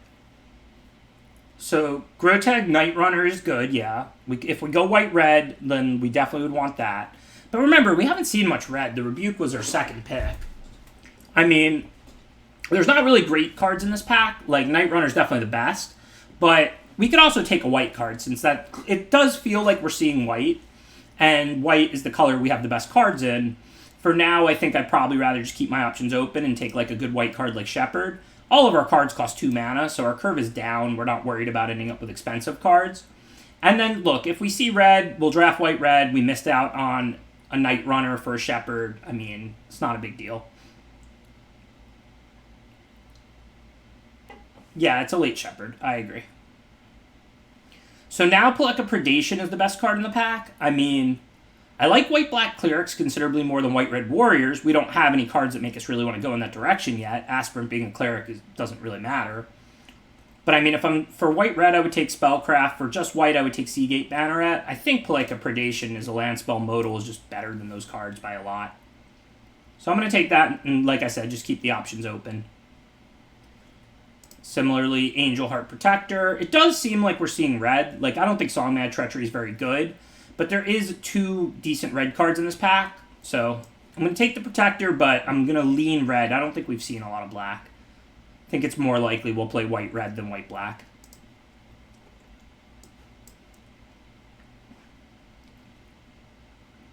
I guess we could still play white-green or white-anything, really.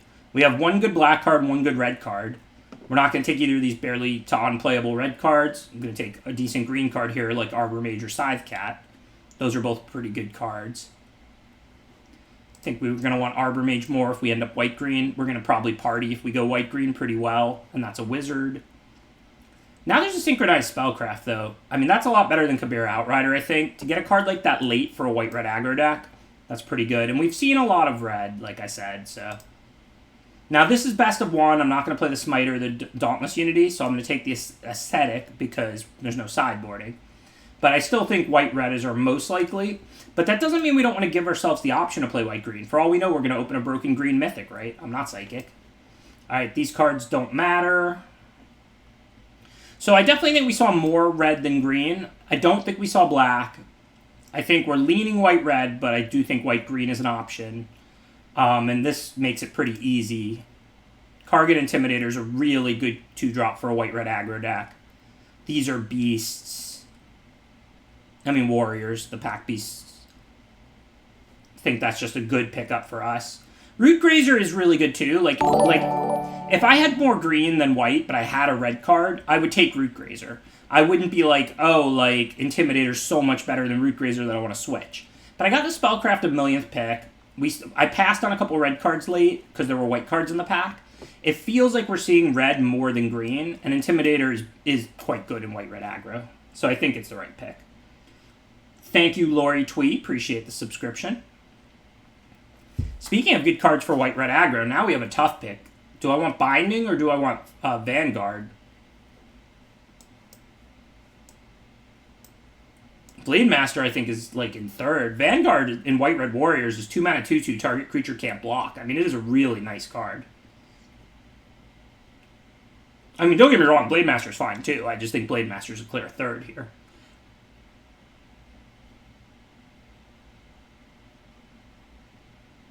Yeah, Vanguard is like Binding on a Body. It's really good.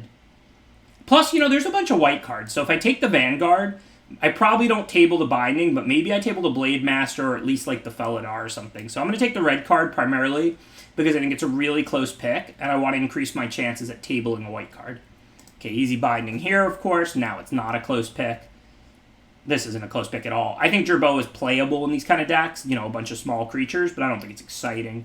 Binding is substantially better. Again, not a close pick. I mean, I like Bugcatcher a lot with these Pack Beasts and as a good 2-drop aggressive warrior, but obviously not over Takedown. If it comes back, cool.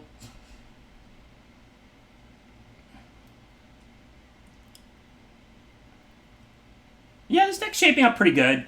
Like, we have a couple of nice clerics for an aggro deck, and then, we have the Pack Beasts, so we can hit our party pretty well and hit our warriors pretty hard, and then we'll just see what else, we get to fill out the deck. But any cheap aggressive warriors, removal, or party cards should work out well for us.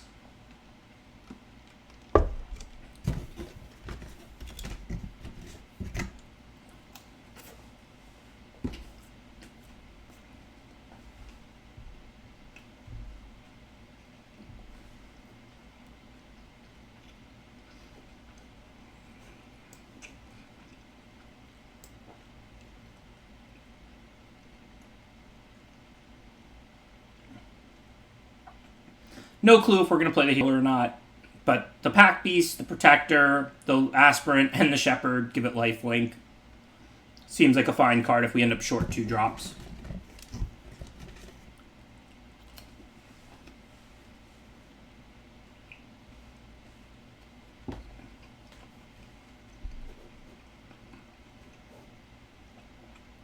So this is Relic Axe or Farsight Adept. If the draft was going to be over after this pick, I would definitely take Relic Axe. But we're in a position to make really good use out of party cards. So I think I kind of want to grab the White Wizard.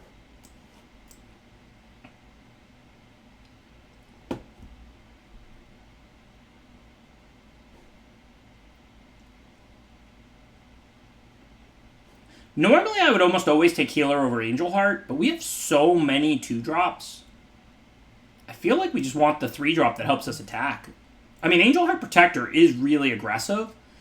It's almost like the Cleric you want to play for party reasons in your Warriors deck. And in a Cleric deck, it's fine, but it's not very good. I mean, these cards just don't matter. We're not going to use any of them.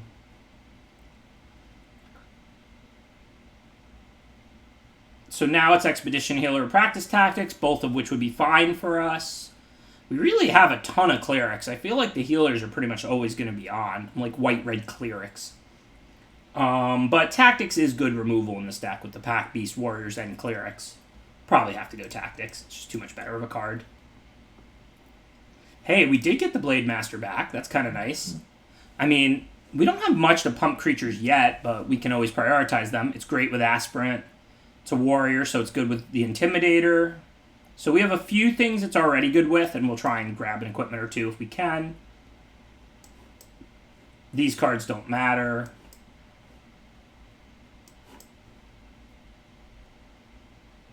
So, I mean, yes, we're probably going to play white-red, and we saw more red in Pack 1, not so much in Pack 2. But we could still go white anything. It's worth considering that if we open like a broken black or green card, we really have just as many green cards that are playable as red cards, and we still have this Pelakka Predation. So we're 100% to play white. We're probably like 80% to play red, because our red stuff is good, right? We have removal, rare 2-drop, and uncommon 2-drop. And then also we saw red in Pack 1, so we expect to see it again in Pack 3. So, of course, now there's no good red cards. The white cards are playable but unexciting, and then there's Roost. Why do I run like this? Why can't I just open the white-red Warrior Lord or something? Yeah, Kitesail's okay. I don't really love the Blade, but I'll probably play it because of the Blade Master. I don't think the rare is that good. I know that I have more green cards than blue. But if I'm going to take something that isn't white or red, I'm going to take, like, Roost or something. I think Swarm Shambler's medium. Like, it's fine. Like, you're not going to cut it from your deck, but I don't think it's a very good card. I think I'm just going to take Practice Tactics. I mean, we don't really have kicker, so even though Roost is a really busted card in theory, if we audible to white-blue, do we have a single kicker card, and it's pack 3. So, like, that's not really going to work for us. So, pretty easy warrior here. Just an excellent land spell modal, good in the late game as a spell. It's a land if you need it. Like I said, we party pretty well, so I think I'll take a Seagate Colossus here. We have Clerics, we have the Wizard, we have 2 Pack Beasts, we have Warriors. This thing's going to cost like 4 mana. Easy Royal Eruption here. Get rewarded for finding the open colors. Clearly red and white were open.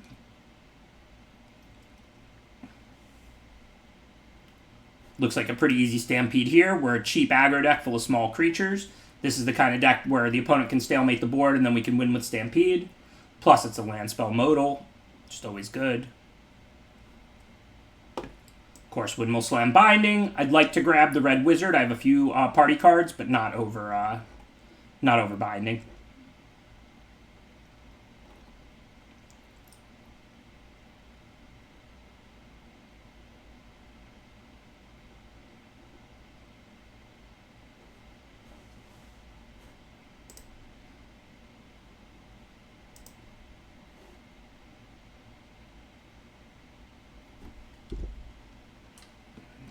I mean, Zagar would have been great, but I don't have any way to fix, really. I mean, I guess the Pack Beasts help.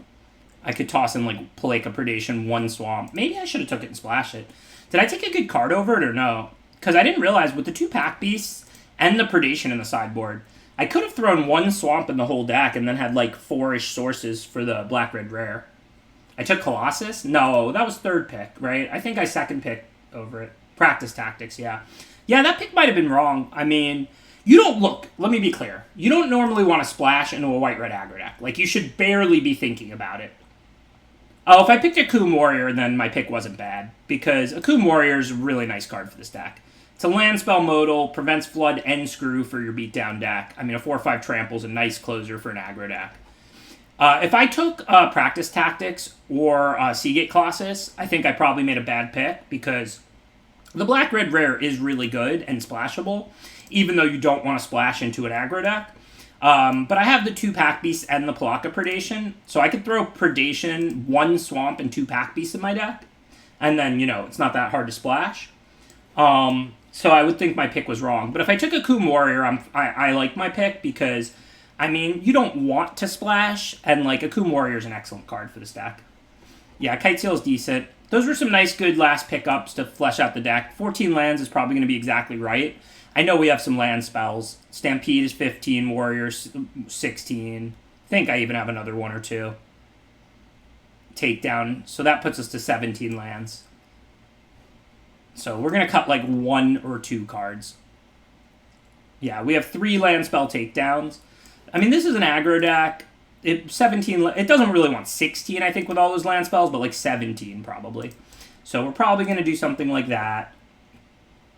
And then we just have to cut, like, 1 card. We have a million 2s. Are any of them bad? I don't really like the Blade, but we don't have much in the way of equipment. We do have the Core Blade Master. Do we have other flyers? I mean, I'd rather play the Kite Seal than the Blade by a lot. I think I'm probably going to lose the Blade. I don't think giving +2/+0 is really very good, because then it still just trades down. Whereas flying for the aggro deck is good, or like +2/+2 gives you like a real threat and all your creatures trade up. +2/+0 is just a weak equipment. It's just really never been great.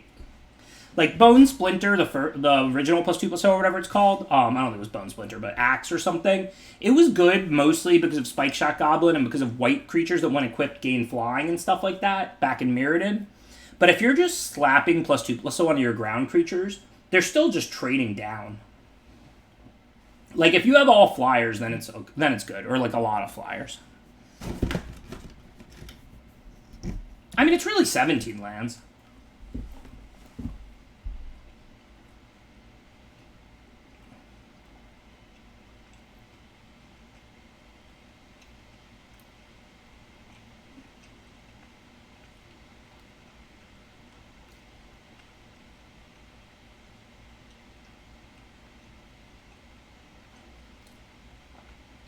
Perfectly fine hand.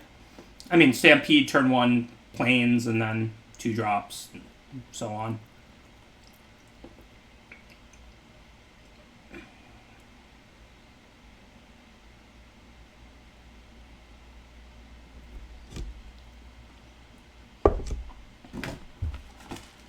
I'm running out of nuggets.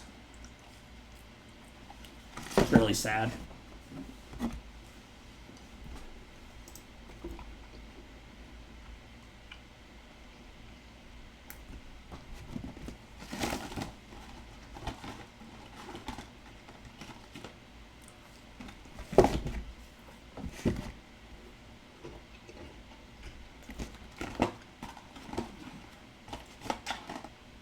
Hi, Ampulus.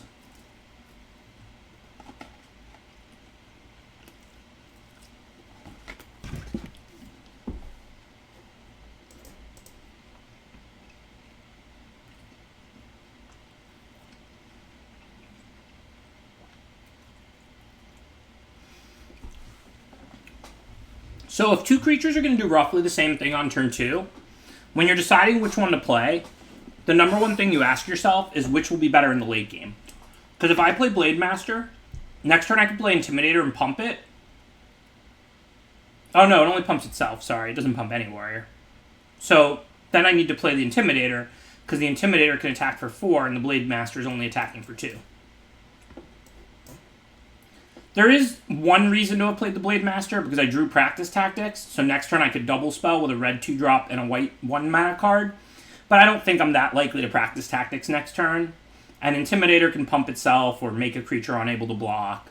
So, I mean, I'll probably just end up hitting them for 4 and dropping Blade Master. Attack for 8. Whoa. I thought I could attack for 4, but you can only pump once per turn, but Intimidator doesn't pump any warrior, only itself. So, couldn't even do that. So if I attack and they block, I can Tactics for 2, and then I can cast Blade Master, or give myself Trample and Pump. I'd rather just add Blade Master to the board. So I'm going to attack, because if they take it, cool. If they block, then I'll just kill a 3/2 for 1 mana, no problem. I don't know where you're getting all this damage. This only pumps itself. It doesn't pump any warrior. And I don't have any way to give Intimidator double strike at the moment. I didn't draw my Kite Sail. So by not using the mana, I'm kind of telegraphing Practice Tactics, but I really don't care. If they don't attack me to play around it, so be it. If they do attack me, I'm perfectly happy to Tactics the Gloom Hunter or something. I mean, I don't want them gaining life. I'm an aggro deck. I've already got Binding for a real big creature. So, it doesn't really matter to me. So now I have to choose which one I want to Tactics. They could have, like, Subtle Strike. Probably should put the Blade Master on the Blight Priest and put the 1 on it. And then Tactics. This works out really badly if they have the Indestructible thing, but they're a lot more likely to have Subtle Strike, I think. And this plays around Subtle Strike nicely.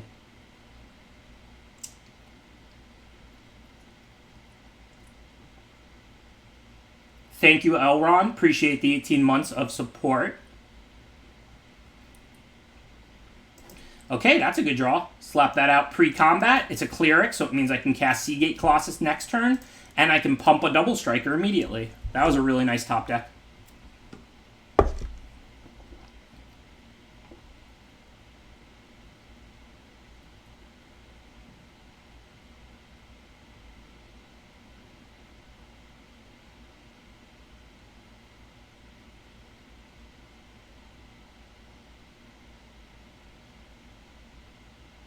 This game should be all but over. I'm now going to pump the Blade Master, and then they either take 6 or chump block, and then I'm going to drop a 7/5. That's a pretty good turn 5.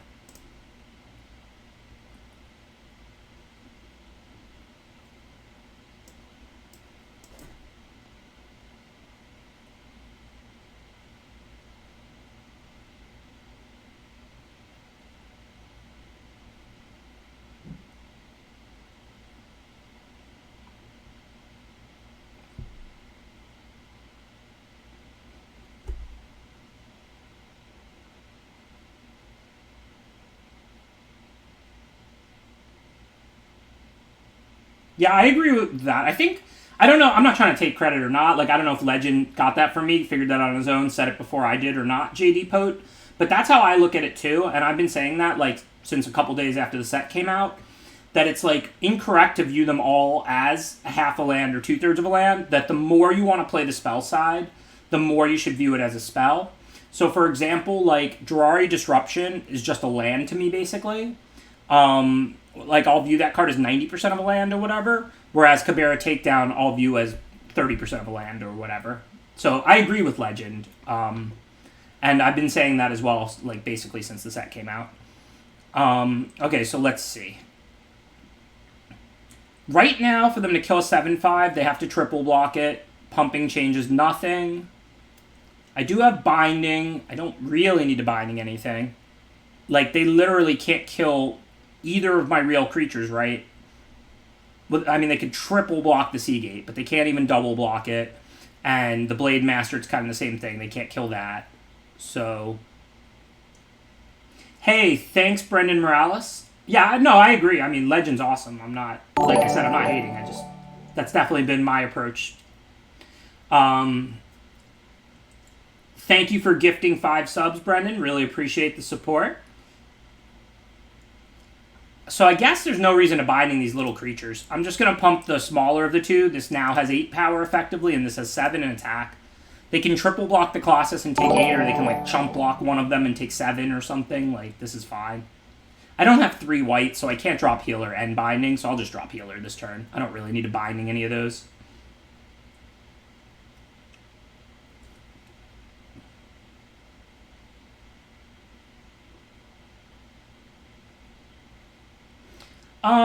Consideration for pumping the Healer? Yeah, maybe, but I can always pump it next turn, like, before it attacks. Like, I know pumping here wasn't, like, super relevant, but, I mean, it's more damage now, and the Healer really only needs to be a 3/3. There's not, like, a huge difference between the Healer being a 4/4 and a 3/3, so I can pump it next turn.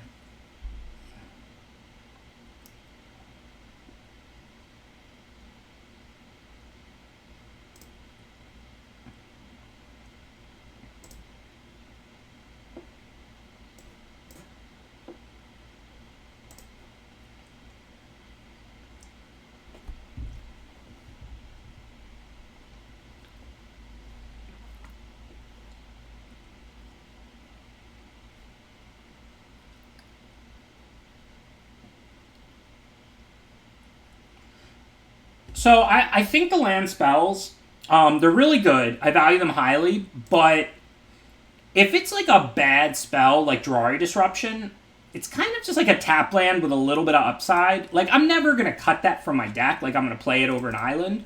But I don't think that's a really good card. Like, I'm not going to take Jurari Disruption very highly.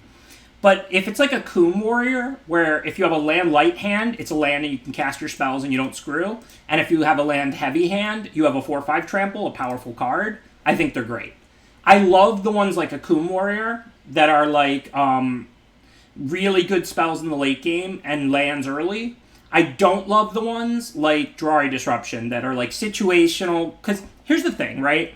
If you give a situational card like a Force Spike, like Censor or Jurari Disruption, if you give a card like that cycling, you have the opportunity to counter a spell with it, and then if it doesn't line up, you can cycle it once it's dead.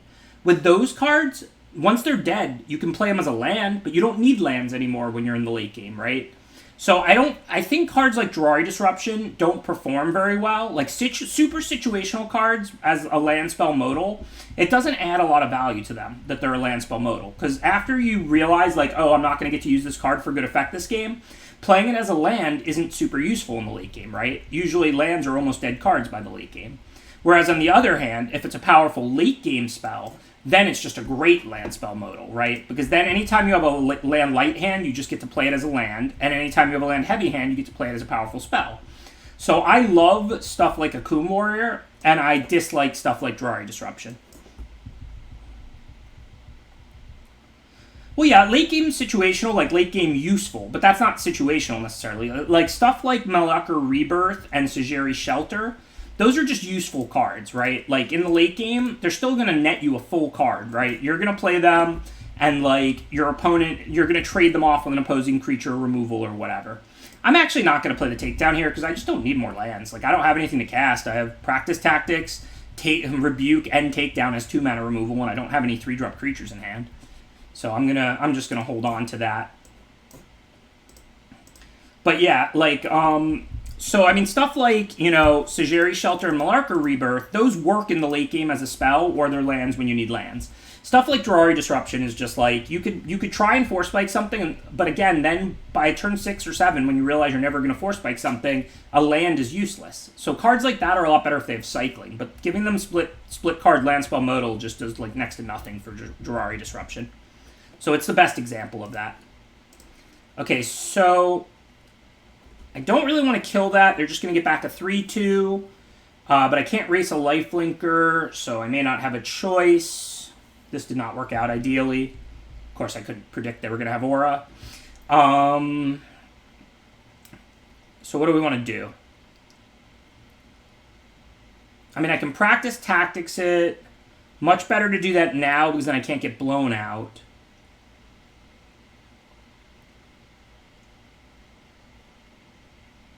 It gets something back. It'll get the Angel Heart Protector back, but I can't Binding because I don't have double white. Oh, I can with the Pack Beast. But then anytime a Cleric dies for the rest of the game, this is still going to happen. It's probably right to Binding, but I don't know. This is a little dicey. Like, I didn't realize I could Binding, I will admit that. So I'm going to try and work around their Clerics and work through them. And it's true that their dead Cleric is a 3, and there aren't really many Clerics that cost 4. So if they play like a 2 or a 3-drop, I can kill it, and then they don't get anything back. So I do think Binding is correct. I think you're right, but I don't feel great about it. But now it's pretty good because they don't get anything back. I can keep killing their 3-drops.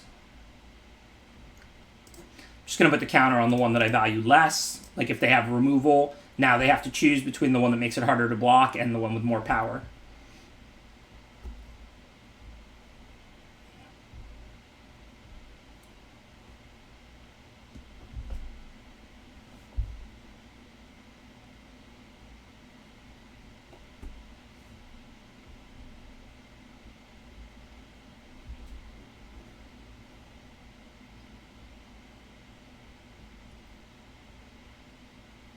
So let's see, are they dead? I can kill one and make the flyer unable to block. So if I give flying to the 3-power creature, I think they take 5. I can pump like the Aspirant or the Pack Beast, and then I can Practice Tactics the healer so they won't gain lifelink. It'll just prevent 2 points of damage. And I can make the Raptor unable to block. So it looks like we have lethal.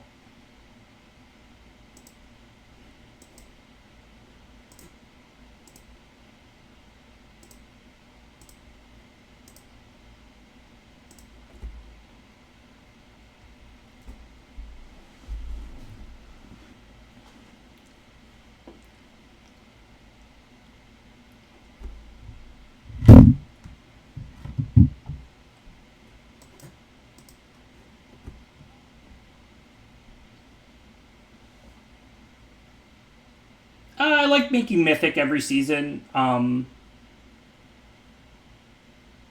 Post.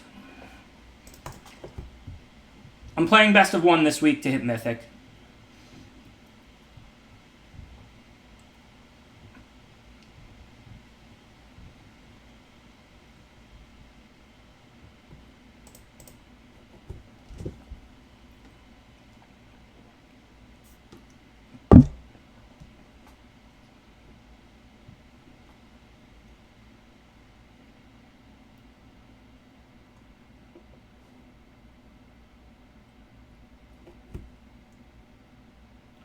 Hey, Nix. Yeah, the day's going pretty well for me.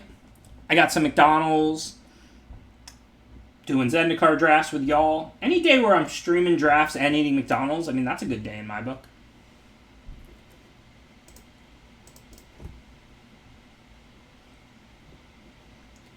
So we can hold on to the Warrior for now. We can curve out 2-drop, 3-drop, 3-drop, and then decide on turn 4 whether to play the tap land or hold on to it for the late game, depending on what we draw up to that point.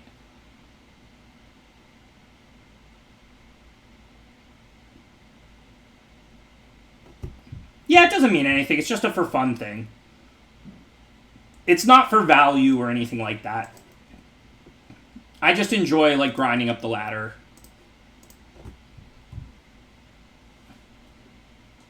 I have not had the spicy nuggets yet. I will, though. I did not know they had spicy nuggets. I probably would have ordered them today. I didn't even know it was an option.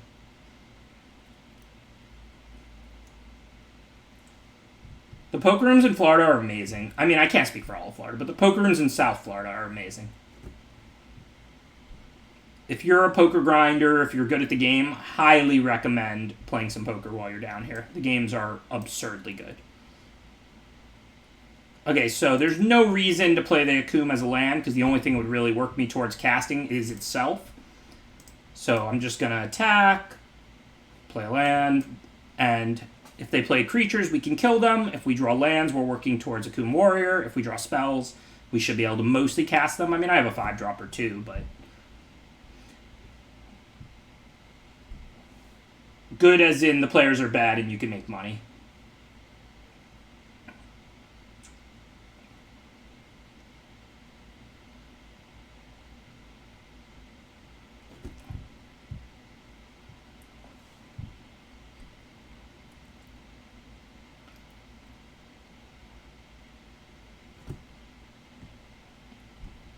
Okay, so what do we want to kill?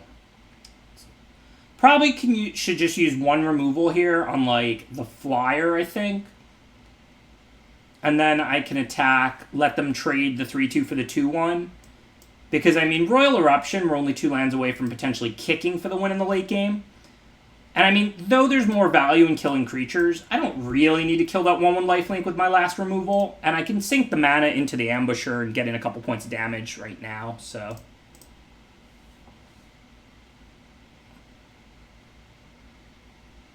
I mean, I don't play online. A bunch of people have asked for that. Like, I mean, I'm a good poker player. I don't think I'm, like, world class or anything. I think I'm just good. But I don't play online at all. Like never. Like, I only play in person. So that worked out as poorly as possible. I used my 4 damage removal and kept my 3 or 5. And then they played a 4 toughness creature with haste. Completely swung the race and the game. So now I'm not in great shape. I play 2-5 no limit. I still have ammo to work with, obviously, so I mean I'm not dead, but I'm not in good shape. I don't know what to do now. I don't have a double block where I don't lose 2 creatures, so I have to plan for that. I can, like, Royal Eruption the flyer now that I'm at 6, and I'm going to have to do that. I was hoping to ignore it and just play the Fledgling. And then I guess I can double block the Shatterskull Minotaur with the Protector and the Fledgling. That looks like the best I can do. I mean, the Ambusher stops the Blood Priest and is a good card in the late game. And the Akum Warrior I'm not going to put out, of course. I'm 1 land away from casting it as a 4-5, so... this game went from looking really good to looking really bad. Partially because I chose to use Rebuke over Royal Eruption, which I fully admit was a choice I didn't necessarily have to make. I think it was right in a vacuum. But I got punished as hard as possible by a 5-4 haste. Thanks, Skits. Appreciate the subscription. Thank you for the 3 months of support. Well, a total blowout. This game is pretty much over now.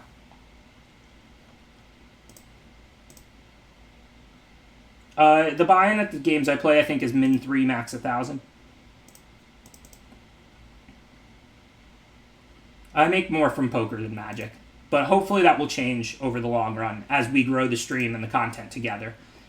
I definitely hope, like, 5 years from now that I'm playing zero poker.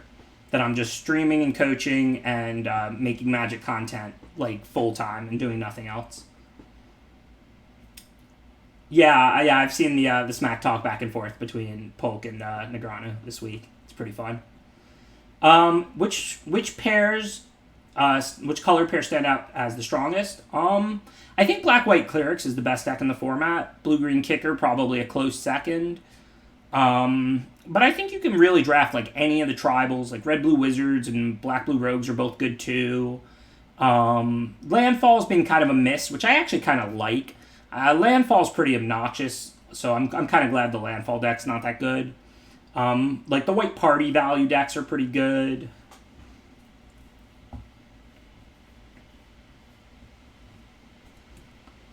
So we don't have a white land, but I'm on the draw. I can't mull this, right? Like, we're on the draw. We have 2 red 2-drops. We've got a red 3-drop that's a really good one to have early.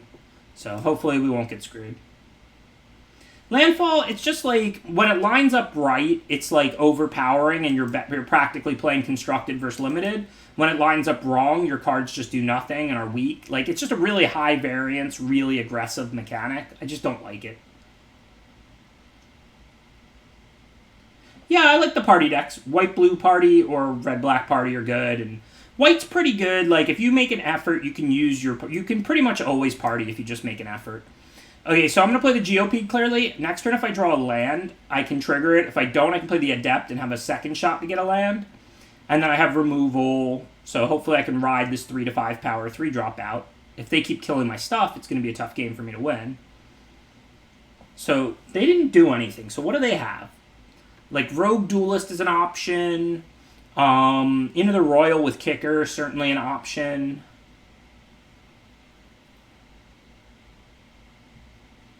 So I think I'm just going to attack first. Because if I play the Adept to find the land, and then I play the land, they're just going to probably into the Royal to GOP. So I'd rather get in 3 damage. Now, post-combat, I'm going to play the Adept because I don't have land 4. If I draw the land, I'm not going to play it here. So it looks weird, but doing this post-combat. But they left 4 up. They've played next to nothing this game. So we had to assume Into the Royal was the most likely card. And I don't have expensive cards, and I'm going to miss a land drop sooner or later anyway, since I have no more lands in hand. So if I had drawn a land off the Farsight Adept, I would just pass the turn. I just wouldn't play it, because I could play it next turn and pump the GOP. But if I would have played the Adept first, then they end up bouncing the GOP, whether I find a land or not, and take 0 damage. So we get in 3 extra damage by attacking first, playing around Into the Royal. So that's why I did that.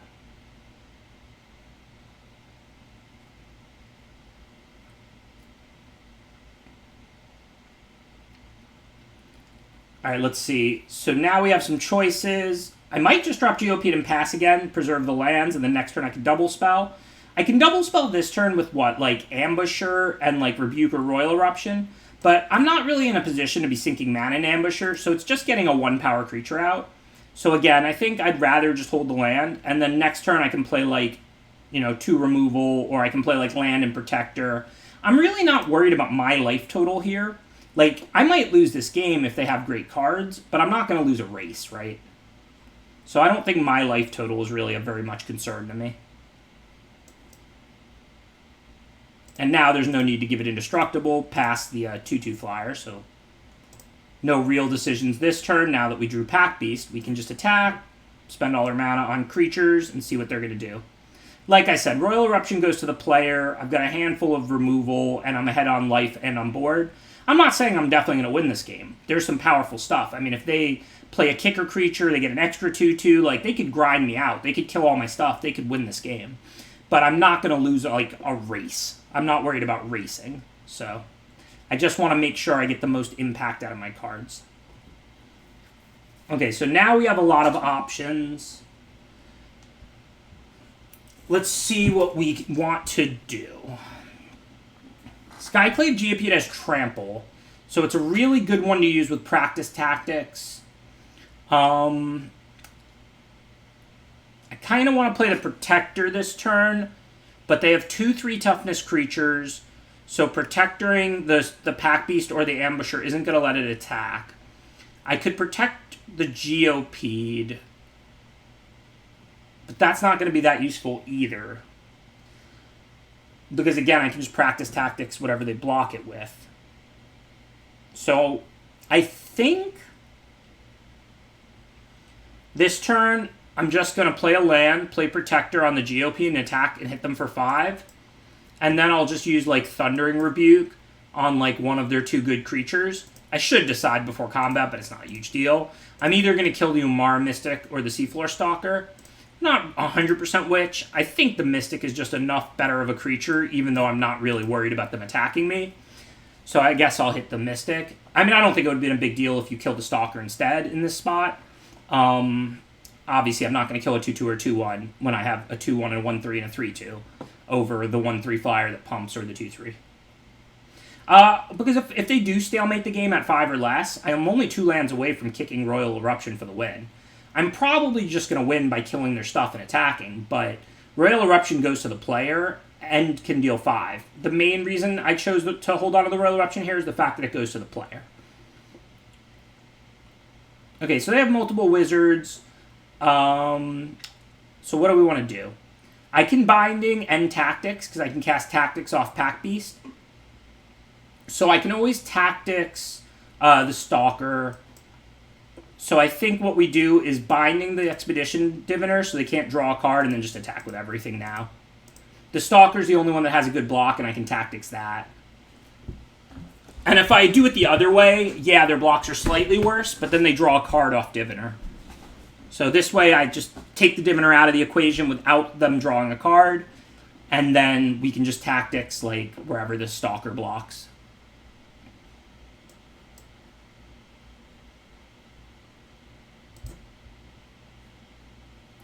And yes, I know I was putting them to 2 and I could Royal Eruption for the win, but they could have something. Royal Eruption's still going to lethal them next turn. They're not gaining life out of red-blue, and they're not killing me from 18. So I'm not going to throw away my creature and then go for Royal Eruption for the win. I knew the chat was going to say that. The chat just loves trying to lethal people as soon as they can.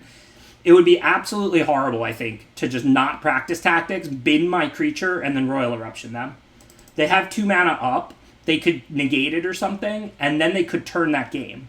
Conversely, if they negate the practice Tactics and kill my creature going to 2, now they don't have the negate, and I kill them with Royal Eruption. And if they have nothing, I win anyway. Thanks, Harry Houdini. Appreciate the subscription. I don't know which of you are being serious and which of you are trolling me now with the mislethal stuff, but if there's one thing I've learned in my 2 years or so of streaming, it's that the chat will go for any lethal anytime, regardless of how risky or how much value there is. Remember, the goal of Magic is not to end the game as soon as possible. It's to give yourself the highest chance to win the game. So if your opponent has mana up and cards in hand, and you're going to throw away things to go for a lethal, you do that in games where you're losing, but you don't do that in games where you're up on board, up in life, and the card in your hand does lethal the following turn anyway. Just keep pressing your advantage, and then, like, if they have stuff, you'll still end up winning because you have a big advantage most of the time. Whereas if you go all in for a lethal and they have stuff, you end up losing a game you would have won otherwise. I know that wasn't that big of a deal to bin my creature there, but, like, it's just so unnecessary. Negate is a common. They could just literally... I could bury my creature and then Eruption them. They could just negate it and untap. As opposed to the practice Tactics, they have to negate that, and then the Eruption lethals them because I already made them use their negate. And if they don't have negate, the end result is they're at 2, I have the Eruption in hand, and I have like 4 creatures to their 2 or something. How are they going to win that game? Play to give your opponents the lowest chance to win, not to be able to end the game as quick as possible. That's one thing I've noticed, like, that and mulliganing, that the chat and professional players are just very different on. Yeah, Aspirin is totally busted. Turn 2 Aspirin's ridiculous.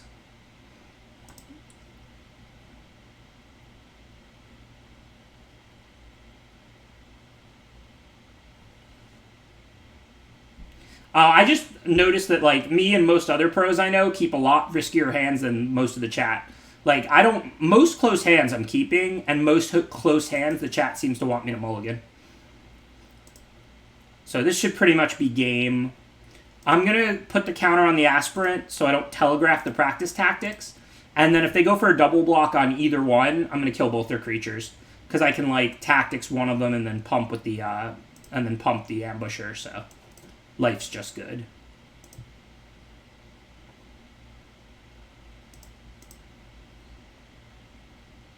Get the 2 for 1.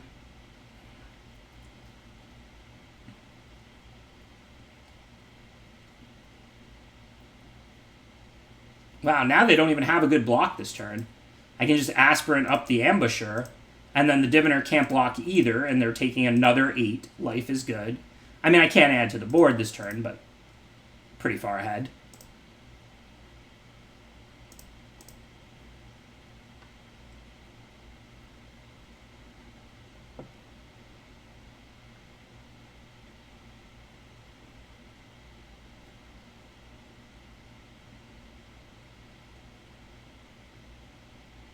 Diviner. I don't know. We keep negotiating this.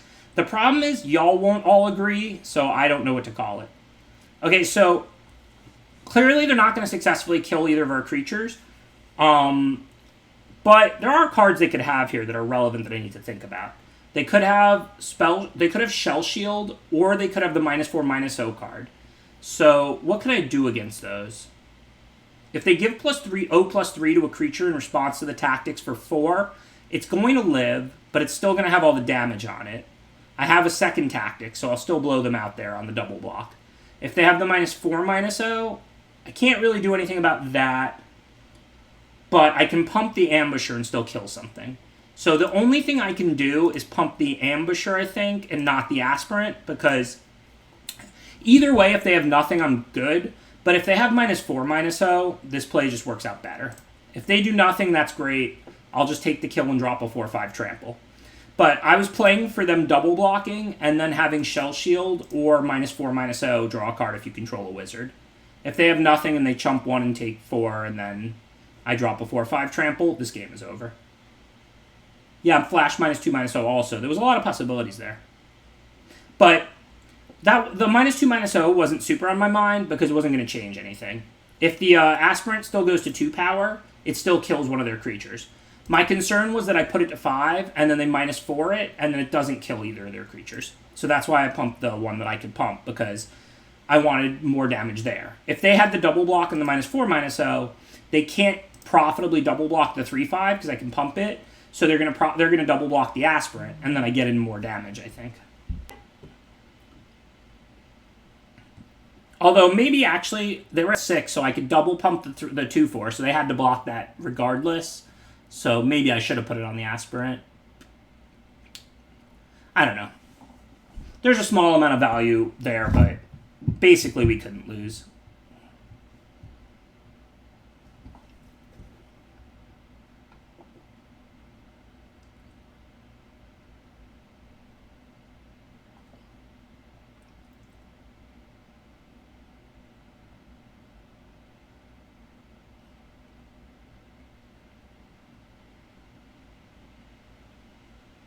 Thanks, Atemp.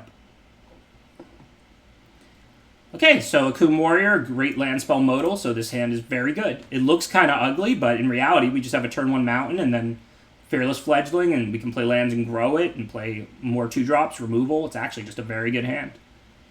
If I don't draw the mountain right away turn 1, I'm going to play the Akoum as a land, even though we can get red at a Pack Beast. Like, it's 6 mana, it's in our opening hand, and we only have 2 lands.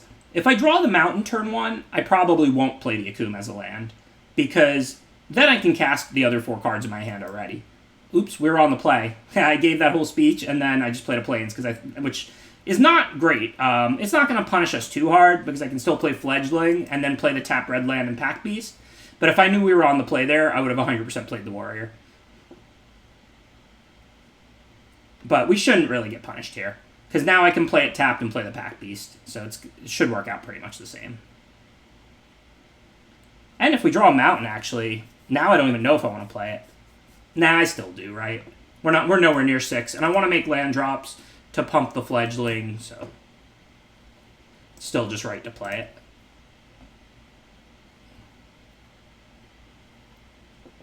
Streamer luck, I 0-3'd the first draft. My deck wasn't good, but I lost some close games from some fine positions, with the opponents drawing much better than me. Drawn alright in this one, but this is the second draft. One more after this today. I mean, this deck's pretty sweet. We have a lot of removal, a lot of 2-drops, but also we're pretty immune to Flood. 14 lands and 3 land spell modals. Plus, like, a few mana sinks and stuff. Like, overall, this deck is pretty solid. Like, the power level's not incredible, but we have Luminarch Aspirant. That's a pretty good rare. This Vanguard is much better than it looks. Like, this is actually, like, a secret busted 2-drop in aggro decks. So even though rebuking a 2/1 is pretty unexciting, knowing that the Vanguard's going to stop the next small creature from blocking, and I have binding for a big creature, I think we just push forward here.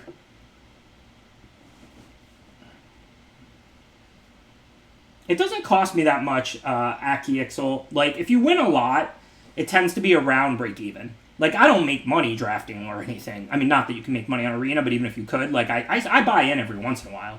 But it takes me a while, usually, to go through all my gems. Well, that went as badly as possible. Now I kind of wish I had held that 4/5 trample. But I'm not going to binding now because just to hit them for 2, I mean, I got to save the binding now for a real creature. And hopefully we start drawing some spells. I don't think Vanguard being good is a secret, but I think this card is like first pick, like good, and I don't know if people just glance at it and realize it's that good. Like, nobody's ever cut a Vanguard from a deck, obviously, but I think that Vanguard is like, you know, slam first pick when you're an aggro deck kind of good.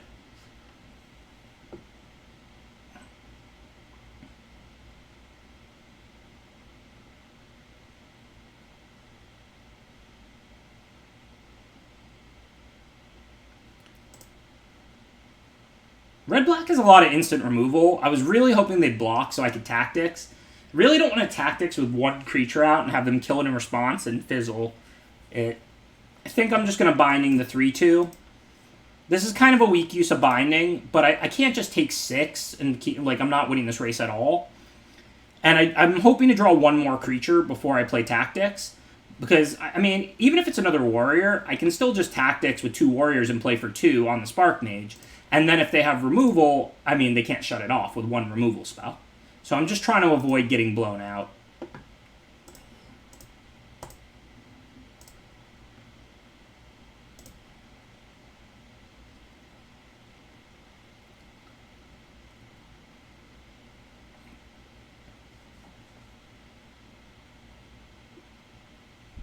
Yeah, I usually make gems in traditional. I usually, like, net gems by a very small amount in traditional and lose them by a very small amount in best of 1, to be honest.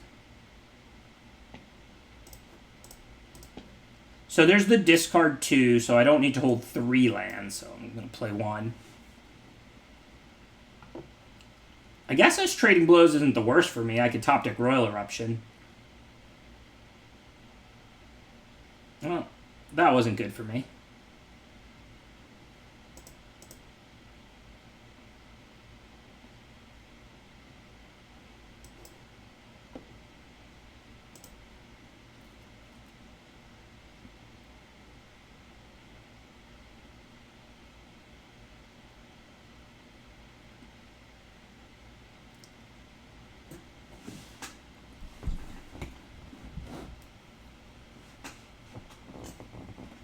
Yeah, we've drawn half the lands in our deck, but it seems more extreme than it is. Like, I'm definitely a little flooded, but we're only 5... We've drawn 15 of our 40 cards, so it's not that unreasonable.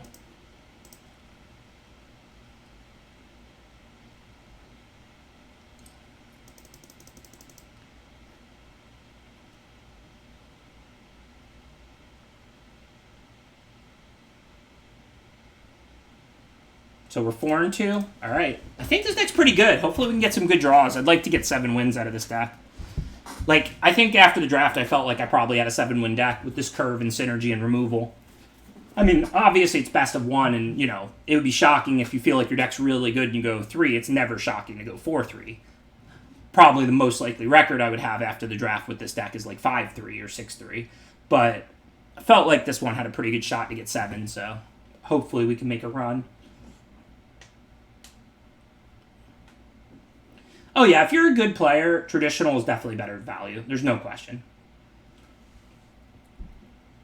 Again, I don't really worry about that, but definitely if, you know, preserving your gems and not having to rebuy is a concern, and you're somebody with a win rate, you know, well above 50, then you're gonna do better in traditional. Like I said, I know personally, when I play a lot of traditional, I usually see my gem count slowly go up, and when I play a lot of best of 1, I usually see my gem count slowly go down.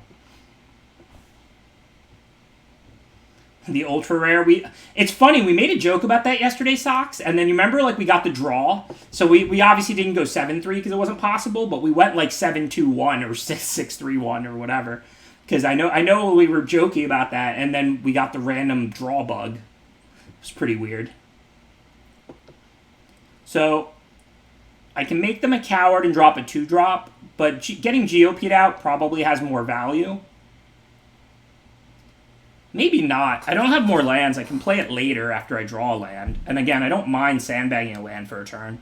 Maybe I just attack and use practice tactics and drop a 2-drop. This way I use all my mana and get as far ahead as I can. Well, if they take it, all the better. Then I can play Geopede. So that makes this line definitely correct. Like, if they blocked, I can't, like, tactics and give trample and, like, play something. So I'd probably just tactics and then just drop, like, healer. But if they take it, then I can just drop Geopede. So life's good. So I have to show them, what, 2 cards? Seems like I'll just show them the 2/2 drops.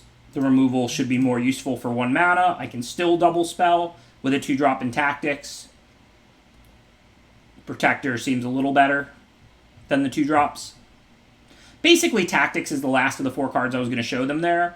And then if I show them Protector and a 2-drop, they can just choose whichever's better for them anyway. So I think the 2/2 drops makes the most sense to show. They're pretty equivalent.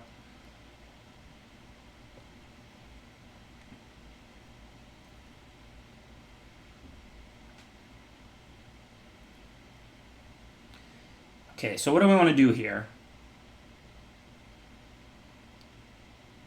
I can make something into a coward. If they go for a double block on the Geopede, I have the tactics, so I kind of want that.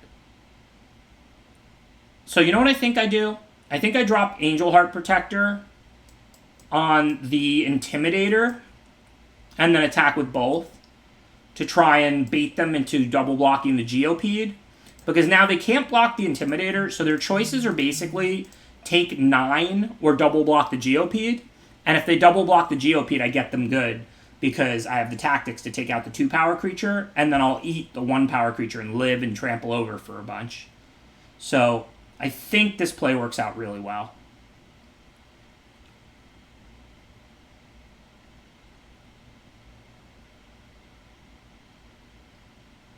Okay, so the 5/3's connecting. They're chump blocking the 3/1. So I might as well just give it trample. I don't have anything else to do at the moment, and it's indestructible.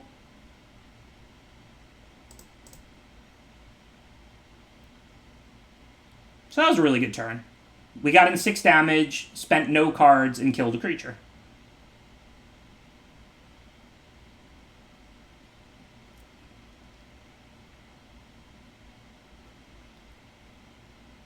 So I can give it +1/+1, I can give any warrior trample, or I can make any creature a coward, in which case it can't block my warriors, which is just the Intimidator.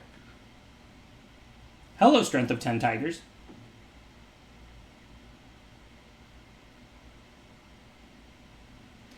I mean, if you're gonna chump, you're chumping the Intimidator there. But I agree them not double blocking the Geopede was weird. I mean, it depends on their hand. Maybe they really need the Pack Beast in play for, party reasons or something like that. Because remember, even if I don't have the practice tactics, if they double block the Geopede, they still lose both their creatures. So if they have a good reason to not double block the Geopede, then it could make sense. If they don't, then yeah, it's a little sus. Okay, so here, I guess I just make the pack. I don't want to play Stampede as a land to pump the Geopede. I'm only 1 land away from casting it. And I'm going to have like 4 creatures out. I think what I'm going to do here is make the Pack Beast a coward. Now I can attack with the Intimidator, because if they block it with the Sneaking Guide, I can just give it +1/+1. And I can attack with the Protector. And I'll just let the Geopede stay home this turn.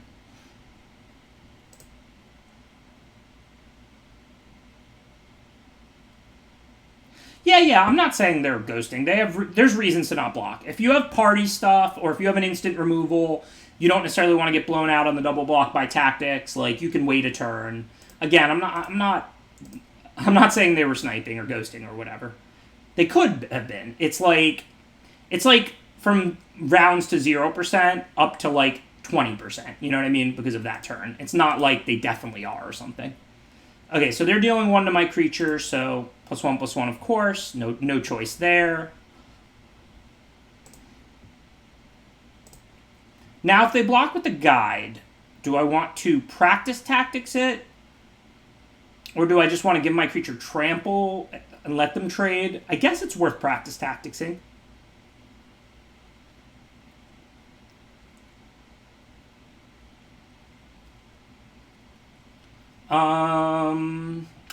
Yeah, Yeah, this is going well, right? If I trade with the Pack Beast, that's good for me. It clears the way for the Geopede. The thing is, they may have a trick. Like, the fact that they didn't block last turn makes it more likely they have a trick. But I guess if it's Subtle Strike, that's going to kill either Intimidator or Geopede, and it's not going to blow me out. +1/+1 isn't going to save the Pack Beast or the Sneaking Guide, right? So yeah, I guess we Tactics the Sneaking Guide here. If it's indestructible, then it's not growing. No, then I get totally destroyed. But that card people don't play very much outside of black-green, so I think it's worth the risk. Plus Trample, so now we get in a bunch of damage too. Yeah, I wanted the Pack Beast on the Protector. I mean, I didn't care either way. I wouldn't say I wanted. I would say I wasn't concerned about it. I'm trying to clear the way for the Intimidator, because if they ever have one creature out, I can make it a Coward. So, like, then it can't block the Intimidator or the Pack Beast. So basically, in order to stop Intimidator from being able to attack every turn, you need the board to get cluttered, right? Like, if you have 3 creatures out, I can only make one a Coward, and the Intimidator's not very big. So then whatever else you have out can block Intimidator. If you have 1 creature out, you can never block Intimidator. So now they should just be dead. I don't even know if there's anything for 1 black that can really save them here. So now I'm going to play the land.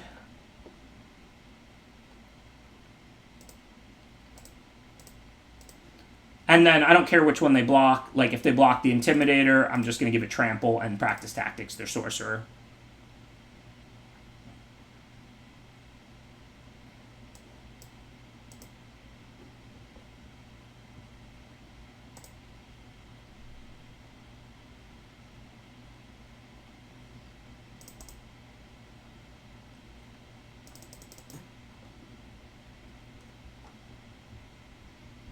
But yeah, whenever you have an Intimidator out, you want to make even trades if you can, because that will make it so that your Intimidator can dominate the board, right? Like, if both players have 4 creatures in play, you can only make one of them a Coward, and the Intimidator only grows to a 4/2, so they're just going to be able to block and trade your Intimidator. But if they only have 1 creature out, you make it unable to block, and then you can always attack with your Intimidator for 4 and possibly any other warriors. So even trades favor you if you have an Intimidator out.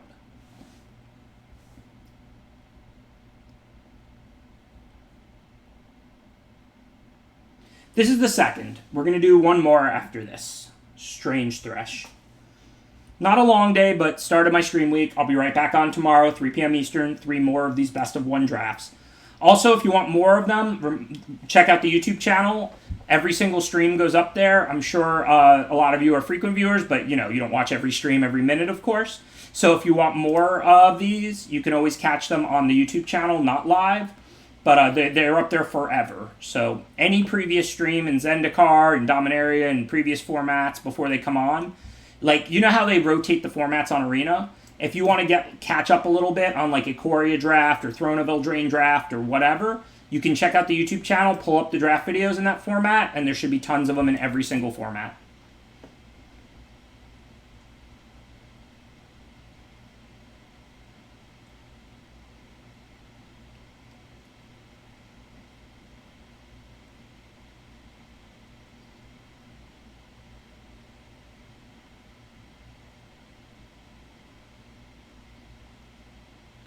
So do I want to give it indestructible pre-combat? There's nothing they can flash in and block, right? There's not like a 2/2 flash. If it's the duelist, indestructible. Oh, I could have given it lifelink. I just missed 2 life. Okay, well, first punt of the day, I think. That's not bad towards the end of a second draft. Yeah, I just forgot I gave it lifelink. Because I'm like such an aggro deck, I'm not thinking about lifelink that much. But it's still a mistake. I want the 2 life. I just completely forgot. Okay, that's a creature to binding. Blue-black's creatures aren't very big, so most likely I'll be able to Royal Eruption and drop Protector next turn. Even though they couldn't give it Death Touch there, I don't want to let them block the 3/2 and then finish it with Eruption. I'd rather just binding it. Blue-black's creatures are not very big as a whole, and this will help me 2 for 1 in spells. Okay, so now... It's funny. So now I don't want to let them block and give their creature Death Touch, but I have the Protector. So what I'm going to do is Protector my Protector and attack. And then if they block, I can finish off the Stinger with Royal Eruption. If they don't block, then I'll play Goma Vanguard. And there's no reason to play the land here pre-combat and show the opponent that I have access to 2 mana, right? So, like, we're going to sandbag this land till post-combat, but we're going to give this Protector Indestructible because they have a 1/4 Death Touch. So what we're trying to do is put 3 damage on that, and then we can finish it off with Royal Eruption. Now, if they take it, okay, we still can drop Vanguard, which can make it unable to block next turn, and they're at 10, so works out okay for us either way, since we had the Eruption and the Vanguard. Well, yeah, that's true, Netton, but that's more of like I thought I was on the draw, and I didn't even realize it was on me when I clicked and put the planes in play. This was actually a strategic punt, like where I was thinking there wasn't much reason to play it pre-combat, and I forgot about lifelink. Because it's 1 more point of damage. So even though I would have gained 2 life if I made the healer indestructible, I can't attack with both, because the one that's not indestructible, they'll block with a 1/4 Death Touch. They can still tap this one to give it Death Touch. So I don't care about my life. They're on the defensive. It's 22 to 10. So my choice was deal 2, gain 2, or deal 3, gain 0. And I'd rather deal 3, gain 0.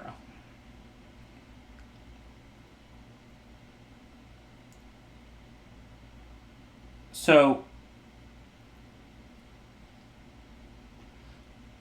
if they are going to block, they're going to block either one. Like, they're either going to play around pumper removal or they're not. I don't think they were going to choose to block or not based on whether I gave it to the healer or the protector. Okay, so we have 2 lines now. I can attack with everything, get in 5 damage, and then Eruption away the Stinger post-combat and drop Fledgling. Or I can drop Fledgling and pass the turn. Think it's worth attacking. If they have the -2/-0 and they blow up some of my small creatures, these little creatures aren't really doing much in play right now anyway, if they're not attacking or blocking. And if I get in some damage, I might be able to play a land, give flying to the Fledgling, and get them into Royal Eruption with kicker range. So I think we want to push through damage. And if they do anything here, like if they have the Duelist or something, I just switch gears. And if I'm able to kill the Stinger, I'm happy to do that. I don't mind 2-for-1ing myself, because now it's 5 creatures. It's 3 creatures to their 0, and they're at 5. Maybe I can push through lethal here. Or if not, at least force trades. Blue-Black's creatures aren't that big. They're not going to play very much. That's going to blank a 3/2. They're very good at trading and grinding, and they have tricks, but they don't really have very many big creatures in Blue-Black Rogues. So that's a little annoying. Can't kill them, but no real decisions. Attack with the Protector. Anything else they get to eat and gain 3. Now they can trade net 3 life for the turn, or they can go to 2, and then it's the same thing, basically, as if the Gloom Hunter had traded with it and didn't have lifelink. Because if they hit for 3, it'll go right back to 5. So that, that's not good for me. That's not what I was hoping they would drop, but at the end of the day, it's a minor setback, and we'll see what they have next turn.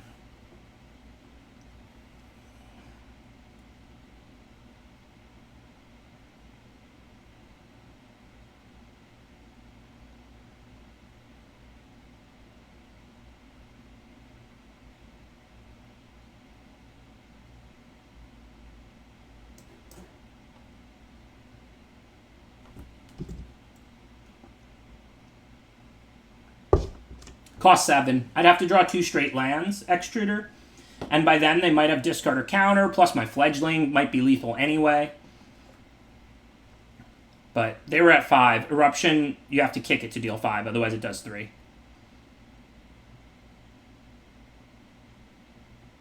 Seven mana to kick to deal 5, or 2 mana to deal 3.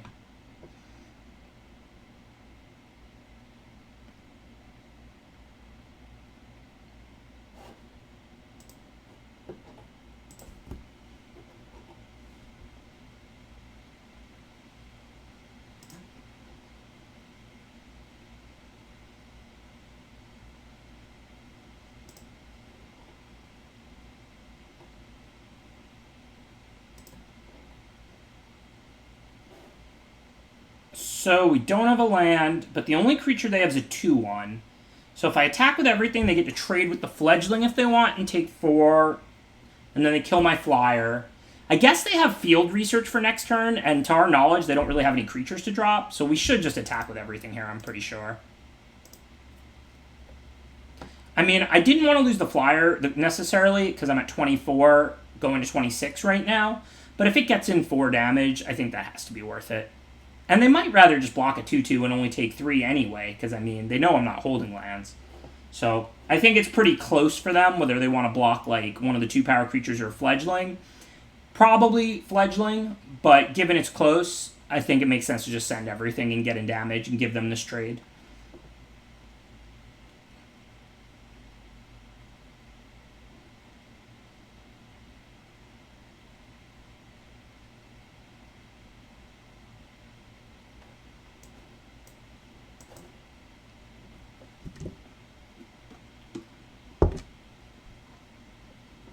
So they got to drop 2 things or they're dead.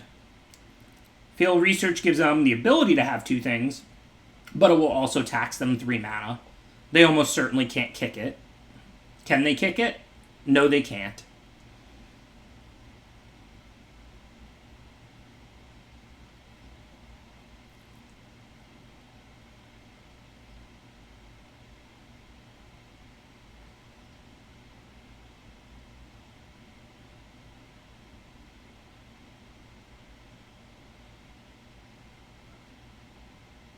Looks like they might be trying to kick it. That's very ambitious. Or they're casting something else. I don't know what. Another Royal with Kicker. This way if they find something they can play and they already bounced one thing for a turn.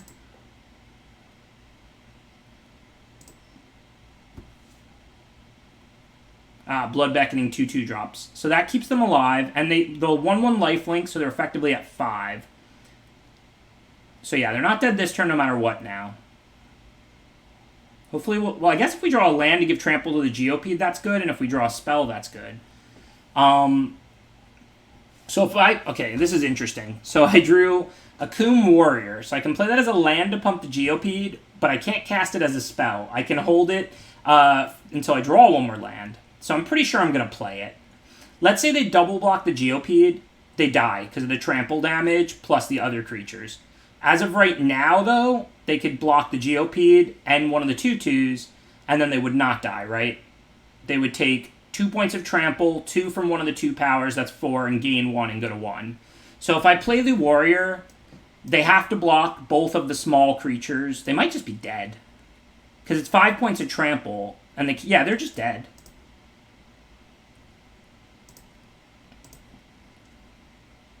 Yeah, they're just exactly dead. It's Xaxes. I mean, math is for attackers sometimes, right? If they had a lot of life, I wouldn't play it as a land just for +2/+2. But obviously, if it makes them dead, then of course we should. This time we'll take the quicker win since they're tapped out, dead on board.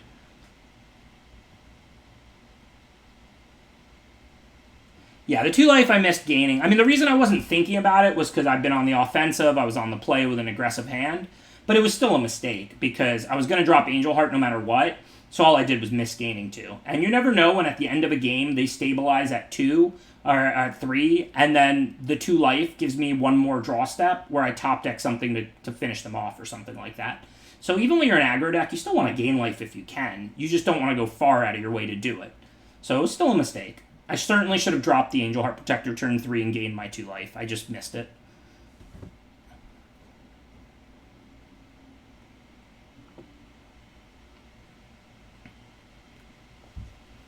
Cool. The flying equipment, along with the Blade Master, I like that. And give flying and double strike to the pump ambusher, and then we can pump it, hit them for 1,000,000. Thanks, Harry Houdini. Unfortunately, we're on the draw, but fortunately we have a pretty good hand, so hopefully we'll be alright. See if we can bump this 35th ranked Mythic down a little bit.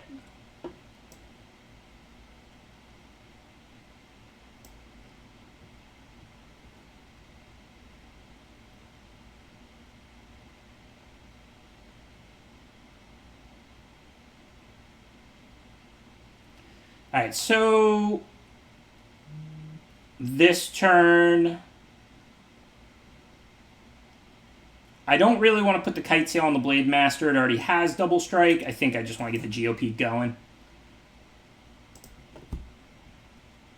Thank you, Geronimo. Appreciate you gifting out a tier 1 sub. Appreciate the generosity. Because even though that would deal more damage this turn, I don't have a lot of lands, so I don't want to have to rely on moving around the Kite Sail. And Equipped warriors have double strike, so I kind of want to put the kite sail on like the ambusher, the pack beast, or the vanguard, not the blade master, since those are all warriors. And I mean, I added a 5 power 3-drop to the board, so I mean, you want to get the Geopede out right away so you can make your land drops and pump it, right?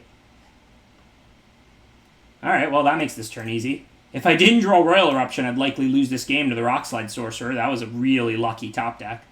But now we have a great turn. The best possible target for Rockslide Eruption here. Get the Vanguard in play to stop other things from blocking. Hit for 7. Life is good.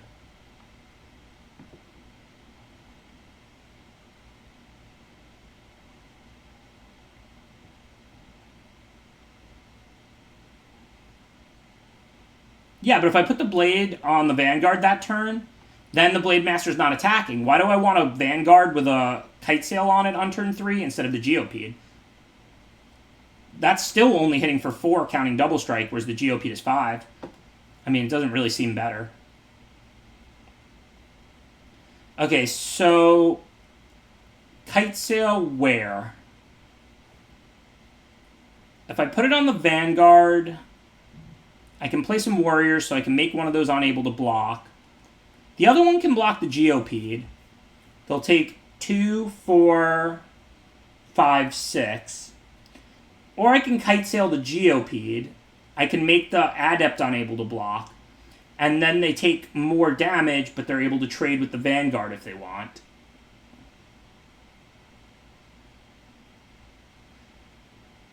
Oh, on turn 2, I could have played Vanguard, and then turn 3, Blade Master Kite Sail. Yeah, that's an option. If I didn't have the Geopede in my hand, that would almost certainly have been the correct line. But I kind of wanted a Geopede turn 3, not do that turn 3 anyway. Maybe it was still correct, just thinking about for turn 4, but now a lot's going to happen by then. But yeah, I wanted to drop the Geopede turn 3, get the 5-3 trample going. So now I can put the Kite Sail on the Geopede or the Vanguard, and it's pretty close. I can't give the Geopede double strike. Unfortunately, the Blade Master only gives it to warriors. The Geopede is not a warrior. I do have to play. I think it's super close. I think I'm going to put it on the Vanguard. I don't really care if they kill the Geopede. The thing I like about this line is it keeps the Vanguard alive to make things unable to block for future turns after they trade with the Geopede. And I'm out of lands anyway, so forcing them to trade with the Geopede looks good. Making the 3-3 unable to block means the Blade Master can attack. So I think it's right to put it on the Vanguard. It does a couple points less this turn, like only 1 or 2. And then in future, it makes them trade and keeps the Vanguard around. And similar to the concept with the Intimidator, now if they make trades and the Vanguard can attack profitably every turn, making something unable to block, it's going to be really hard for them to win. Vanguard is like a secretly broken 2-drop. Like, it really is. Okay, well, now they should just be dead, basically. Can't imagine there's even anything that could keep them alive here.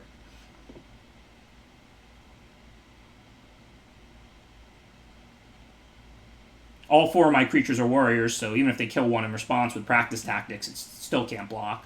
And they still die, so pretty sure this is just game. Tactics doesn't save them.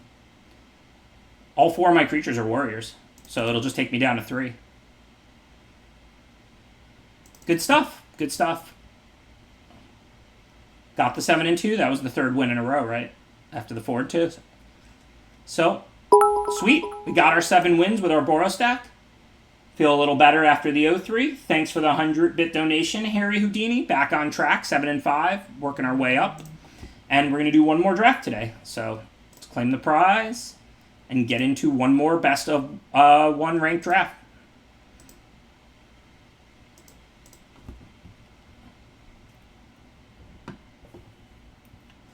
Yeah, I mean, Practice Tactics is a card that, you know, is almost autoplay in any white deck, but they just didn't, it wouldn't even save them there.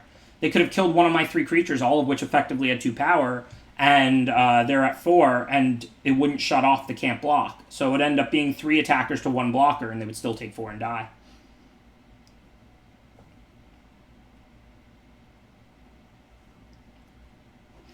Thanks again, Tree for All. Really appreciate the subscription. Also, cool name.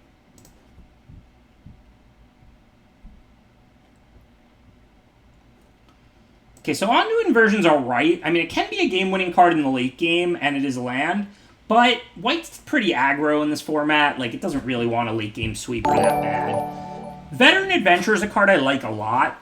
If you start with it and you vary your creature types, a lot of times you just play a 4-mana 5/5. All you have to do is play a different 2 and 3 drop as far as party type, and then you just have a 4-mana 5/5 Vigilance. That can really dominate a game. And then it +1s the rest of your party. If you're blue-green kicker, you're definitely taking Lowell Mage's Familiar over Veteran Adventure. No question there. But Veteran Adventure, good in any green deck. And then Feed the Swarm is the best common. Veteran Adventure is better than Feed the Swarm, and they're both one color, so that's not in consideration. But like I said, if we're blue-green kicker, Lowell Mage's Familiar is really good. Definitely better than Veteran Adventure. And if we're going to go some kind of white control deck, Ondu Inversion is also probably better than Veteran Adventure. But white tends to be aggro, blue-green kickers, one color combination. I think you just take the best one color card here all around. Thank you, On-Ban Birthing Pod. Appreciate the subscription. I definitely agree, On-Ban Birthing Pod. Why not? With the power level of Modern these days, it's unlikely Birthing Pod would even see play. Alright, pick 2. Skyclave Relic's not very good. By the time you can kick it, you already have enough mana. So it's just a 3-mana mana rock, basically. A little bit upside. Vastwood Fortification is not one of the stronger land spell modals, but it's a fine card. It's still a good trick. Sometimes you use it and eat a creature. Other times it's a land in the early game. It's not a card I really want to second pick. I definitely think it's one of the weaker ones. But this pack is pretty bad. I mean, I could take Core Celebrant in case I go Clerics. Green-white is fine. Green-white can even do a little bit of Clerics. I could take, like, Bug Catcher for, like, a red-green aggro. This pack is very bad. I mean, I think the best cards in this pack are Vastwood Fortification and, like, Celebrant, so I guess I'm just going to follow up a green card with another one, but I'm pretty unhappy second picking Vastwood Fortification. I'm not sure what people got over this Intimidator. I mean, listen, this card is good, but it's not like a S-tier broken rare or anything. I mean, there's an uncommon missing. They could have definitely gotten Roost. I wouldn't expect to see Intimidator third. You would certainly take Roost over it. Probably a pretty close pick with, like, Blood Chief's Thirst or something like that. Or, like, Journey to Oblivion. Like, good removal and Kargan Intimidator are about the same, in my opinion. Roost is definitely better than it. But the green cards in this pack are medium. I don't actually like Nissa Zendikar very much. Scythecat I like, but, I mean, I think Intimidator is too much better of a card than Scythecat. I'm not going to take that. So it doesn't necessarily seem like we're seeing any green. So we definitely want to consider going into other colors. I can take the Songmad Treachery after the Intimidator in case we do go red-green or just to get a second red card. I'm obviously not taking Might of Mirasa. The best card overall is probably like Shepherd, but I don't think Shepherd's that much better than Songmad, so I guess we just see what's in the next pack. Although Warriors are in red and white, so you do want to draft red-white when you get Intimidator if you can. I mean, you're certainly not forcing it, but if you can. Okay, this pack doesn't really have great cards either. I mean, if we do play red-green, it's kind of an aggressive landfall deck, so Canopy Baloth would be good. Otherwise, there's like Malika Rebirth, which is probably the best card in the pack. I mean, I guess I'm not going to miss a Malika Rebirth, and we do have 2 good green cards, so I guess Canopy Baloth is a reasonable choice. So now there's no green cards. I really don't like Blade. Sneaking Guide is okay. Like, if the Rogue Body is +1 for party stuff, that's good. Otherwise, it's not great. I think I'm going to take Cliff's Sellsword here. I know this pick looks a little weird, but Intimidator does mean you want to go red-white Warriors if you can, if you're seeing it. I'm not going to care about a Sneaking Guide. I'm not going to want multiples of it. I don't know what's going to come the rest of the pack, but I want to position myself to have some options, because, I mean, Baloth is not a very good card. This was our first pick, and this was our second, so we're not necessarily seeing green here. It almost feels like red-blue, like Wizards or something, is what we're supposed to draft in the seat. It's going to be tough to get over there, though. Whereas, like, a red-white aggro like we had in the last draft, I think we can put together again pretty easily. I don't really like Hellion very much. Like, it's fine as a curve topper if you have land spell modals and stuff, but I don't think it's a very good card. I think we're just going to draft either, like, green-white, red-green, or red-white, and I don't know which. And I'm just going to keep waffling until we get sent in a more clear direction. Like, if we're white-red warriors, I like Seagate Banneret just fine, but it's not really a card I want multiples of. Scythe Cat is definitely the best of the cards in this pack, so I'm just going to take that, keep our green... We're going to play some Naya combination. I mean, look, the sellswords aren't good, but they are aggressive warriors. So at this point, I think we're just looking at Naya combination, but any of the three is possible. So easy spellcraft here, pretty decent removal. The only thing is you don't want a lot of it because it costs 5. Hey, thanks, Marky Mark. I've always liked your rap, I've liked your movies, and now I like you generously gifting out 5 subs in support of my stream. There's been a lot of gifting out of subs today. Thank you to everybody for the generosity. I really appreciate the support. So what do we want to take now? Kind of want, like, Adept and Rider pretty evenly. I guess red and green seems like where we're going to go. And if we go red-white warriors, we probably want the rider about as much as we want the white wizard anyway. We don't really have party stuff at all yet. We just want to be red-white warrior aggro. Okay, we tabled that rogue anyway. That's kind of nice. Well, I do like Valakut Exploration. I know Kunio doesn't even think it's playable. Ham says it's playable, but not, like, great. I don't think it's great, but I think it's good. I mean... This pack has like a Roiling Regrowth, but that's not very exciting. I mean, we have a landfall creature too, but we're not looking to splash sellswords. I think Valakut Exploration is just the best card. Whoa! 10 more subs gifted out.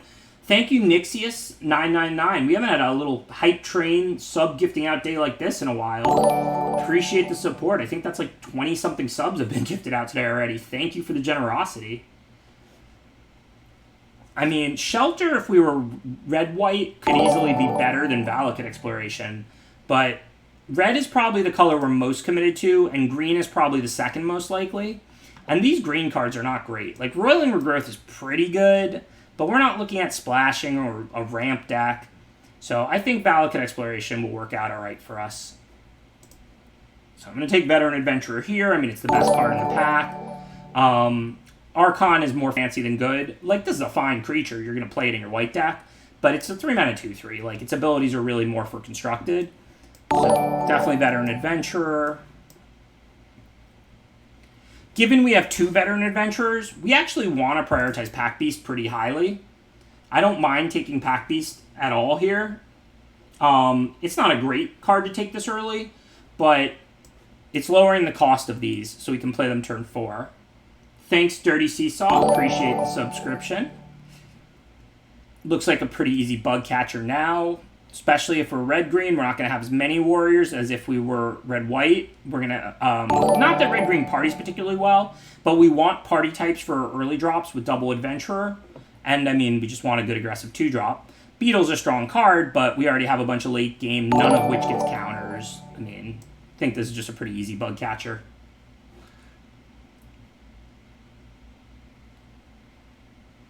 And we'll just try and vary the types on our early drops so that we can hopefully play these on turn 4 or 5. So, Roiling Regrowth, Vastwood Surge, and Electromancer. Again, Hellion, fine curve topper, I'm not a big fan. I'd be interested in the Electromancer to have a wizard out so that I can play this turn 4. Even if I don't use the mana, I'll just play a 3-mana 3/2 wizard and then a 4-mana 5/5. But Roiling Regrowth and Surge can be pretty good cards, especially Surge. We're not really a ramp deck, but if you ever kick that thing, it's kind of ridiculous. So I think Surge is enough better than Electromancer to take it.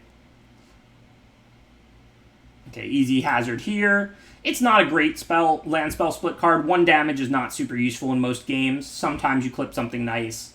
But it's still a land spell, and Dauntless Survivor's fine playable, but very easy to pass up on. Spellcraft over the Ascetic, now that we're locked in on red-green.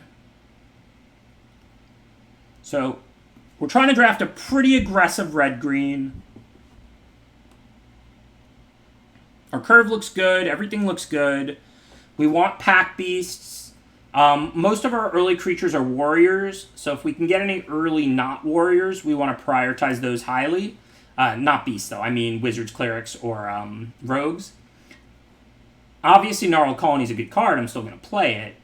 But we want to prioritize early other types, like this rogue. Even though we're somewhat aggressive and a 1/4 reach isn't, if it means playing a 4-mana 5/5, which we have 2 of already, it's well worth spending your third turn putting a 1/4 reach in play. And I don't expect to end up with many rogues here, so I think that's a pretty strong pickup.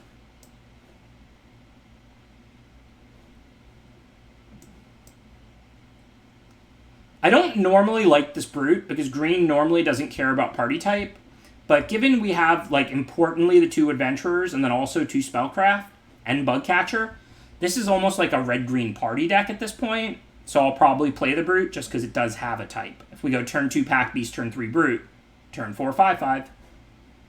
And that's the primary point of this deck, is basically turn 4 5/5.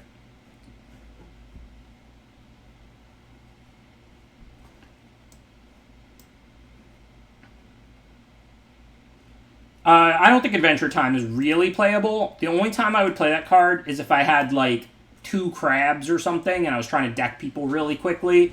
You know, obviously you don't mind spending turn 2 searching up a crab, and then turn 3 you play it, mill them, and play something or whatever. But in general, I don't play that card very often.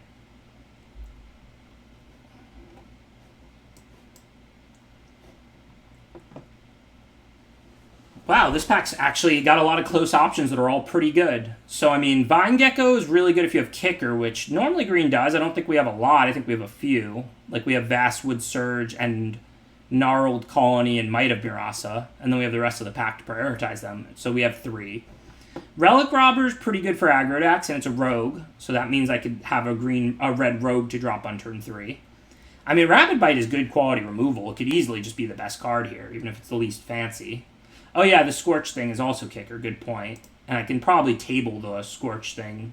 Oh no, it's not in this pack. But if there's any, I'll probably get them. I don't know. I think the Relic Robber is probably the pick. I like that it's a rogue. I think we're an aggro deck. I think it's the card with the most upside there. I know it's a rogue. I'm saying I like that it's a rogue. Because most of our early drops are wizards, and we party, so I like picking up rogues here where we can. Yeah, Blightblade would be good for me. I don't know if I want to take it over the Fortification or not. I think the Blightblade is better for me than the Fortification, maybe. Yeah, it probably just is. I mean, normally I think Fortification is better than Blightblade, but given exactly what we have, I think that's the pick.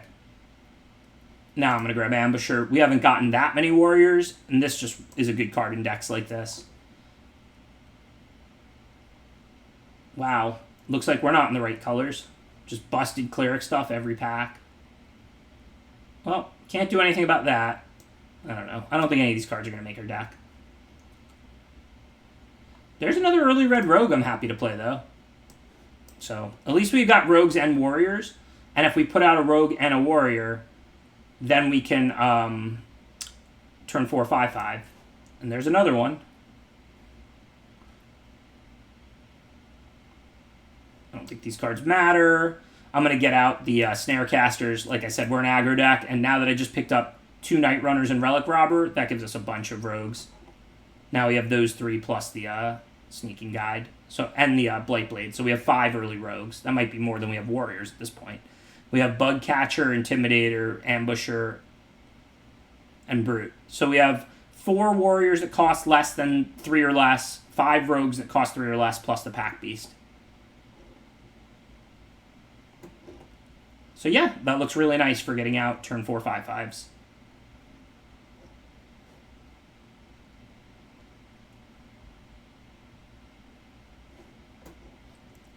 Do I want another Sneaking Guide? I mean, like I said, I'm pretty good on the rogues. It's good with the Bugcatcher and the Ambusher. It's good with Relic Robber. Okay, I'll play it because I have a lot of stuff it works with. It's also really good with these Night Runners. I just have a lot of cards it works with. So easy Fortification, though. We don't need the 1/4 rogues. Got plenty and plenty of early rogues. So this is 28. I'm going to end up not playing the Stomper. I don't have many spell lands to pick up. Still have to cut a few more. New haircut indeed. Right before the stream, I got the haircut. Don't see why I would need Might of Murasa. Pretty sure I'm not going to play a third Sneaking Guide, but whatever. So we do have land spell, modal, 2 more land spell modals. So probably 14 or 15 lands. So this is about right. Maybe we cut one more card, maybe we don't. Because remember, it's really 17 lands. We have 3 land spell modals, and none of them are particularly good. Like Songmad Treachery and Vastwood Fortification, I view as lands with upside, not as spells with upside. Like, I'll gladly cast them as a spell if I've drawn enough lands, but they're pretty underpowered spells.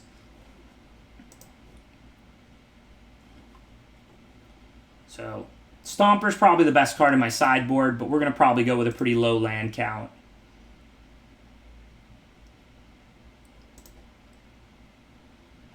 I do need red and green early. Oh, I have Spikefield Hazard too. Okay, so then we're definitely doing 7/7 because it's really 9/9. When I quickly looked at it, I saw the 2 fortifications and the treachery. I missed the Spikefield Hazard. So we really have 4 land spells, and they're all pretty low power ones. Like, I don't think Songmad Treachery, Spikefield Hazard, or Vastwood Fortification are very good spells. I don't think any of them are very good spells. But they're land spell split cards, so we can play 14 and then have access to up to 18 lands. The Brute's good in this deck because it's a warrior. If we play like an early rogue, then we play the Brute, then we can turn 4 5/5. So this is certainly correct. Vastwood Surge is not great, but we have 2 Scythe Cats, Velocute Exploration, so I mean Canopy Ballot, so we have a decent amount of landfall, and if they stalemate the game, maybe we kick it for the win or something. I mean, it's not great, but it's going to make our deck. So I'm pretty sure this is correct. I mean, if we play a Scythe Cat, and then we play a land, and then we Surge, the Scythe Cat's already, what, a 5/4 trample, and we have 6 mana to work with for turn 5. So, I mean, we have 2 Scythe Cats. The Surge combo's pretty well with them. 4 mana, put 2 lands in play, and put 2 counters on one of your creatures, like permanent +1/+1 counters, is a really good card. And all we have to do is draw Scythe Cat, and then that's what Surge does. So, I mean, I don't think Surge is great in this deck, but I also don't think it's even close to being cut. With with like 4 or 5 landfall cards, I just don't think we're thinking about cutting it.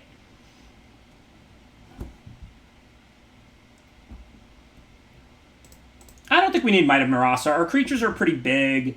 We've got the 2 1-mana 1/1 rogues to help get them through. I don't think this deck wants a pump spell in its hand. So it's +2 for all your counters if you kick it, Jeffmon. But if you don't kick it, it just gets 2 lands. But what I'm saying is Scythe Cat has landfall, put a +1/+1 counter on it. And I have 2 Scythe Cats. So if I go turn 3 Scythe Cat, turn 4 Surge, I get 2 counters on my Scythe Cat, and I get 2 lands.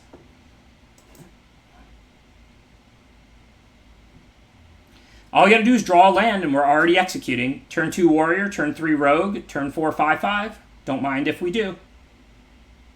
Well, the opponent's going to stop that plan. They've got some cards of their own they wanted to let me know. It's alright.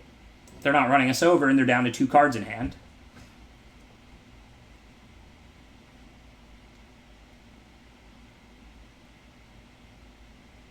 They're like, who says I'm not running you over? Speak for yourself. So, I'm probably going to trade whatever 4-drop I put out for the Electromancer and the Priest Stays Home. And then next turn I play the other 4-drop and the 1-mana card. So haste doesn't matter. I have big stuff and I'm on the defensive. So I'm going to put out the Rider now because I'd rather, if I'm going to finish with a 4/3 in play, I'd rather it be the Baloth because that's going to get to attack as a 6/5 as the game drags on. And so, similar to the 2-drops, like, if you have 2 2-drops that are about equivalent, you play the one that's worse in the late game because it's likely to trade off in the early game. That same concept doesn't come up as often with 4-drops, but that's what came up here. I knew when I played a 4-drop, they were either going to kill it and attack for 5, or they were going to attack with just Electromancer. So I played the one that is worse in the late game, because I'm going to block. I'm at 12 and they're at 21, and I have a powerful hand. So my choice was to play the one that's worse in the late game, because the Canopy Baloth can attack as a 6/5. And the haste doesn't matter because, I mean, I'm not kicking it and attacking.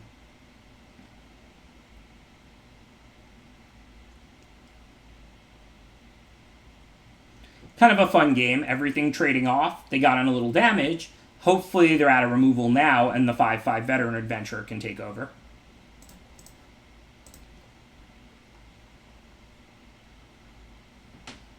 Snap block because I have the land to play the Adventurer anyway.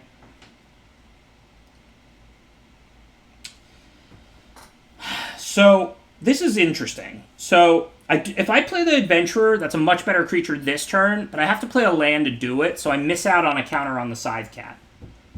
If they go Electromancer, Blood Priest, I'm probably looking at a stalemate anyway, so I don't think I actually want to miss counters on the Scythe Cat. So I think it's better to just play the Scythe Cat in the land and then play the Adventurer, because I'm not really worried about an attack. Like, if they put out this Priest, I could have attacked them with the 5/5 and they could double block and just trade anyway. So I don't think I want to be missing counters on the Scythe Cat. I'm happy to just stalemate the game. I have a good late game, probably bigger stuff than them. I have a growing creature every time I draw land. If I draw Vastwood Surge once I have 8, then I pretty much win. 4 counters on the Scythe Cat. So we're just looking to stalemate the game here, probably. So I can play that as a trick or as a land. Seems better to just play it as a land. I'm going to trade the Veteran Adventurer for the Seagate Colossus. The Scythe Cat's bigger than their other 2 creatures and going to keep growing.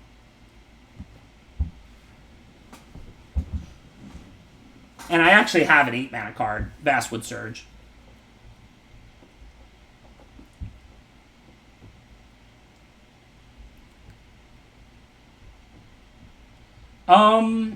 Yeah, maybe I should have attacked with the Adventure before playing the land, because if they double blocked it and I gave it +1/+1, then I'd kill both and live to still trade with the Colossus. That would have been better, yeah. They probably would have just blocked with the Colossus or took it, but I should have attacked with the Adventurer, because it's like a free roll. If they block with Colossus, it's the same thing, and if they double blocked it, it would have been awesome for me. So I should have attacked with the Adventurer. You're right, chat. Most likely they just block with Seagate Colossus, and it would have worked out exactly the same. But if they did double block with the Electromancer and the Blood Priest, I could have given it +1/+1 counter, and that would have been awesome. So I should have attacked. I would have had a positive free roll. Now I'm just dead.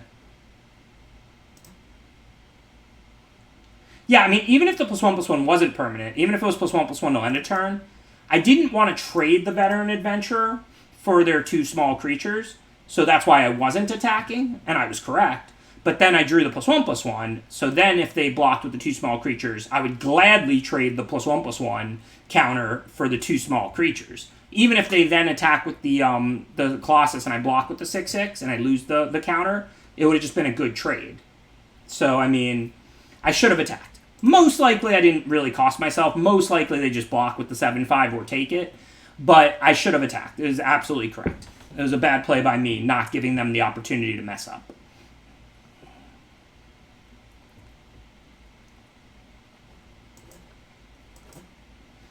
So again, it's a pretty good hand if we draw a land or 2.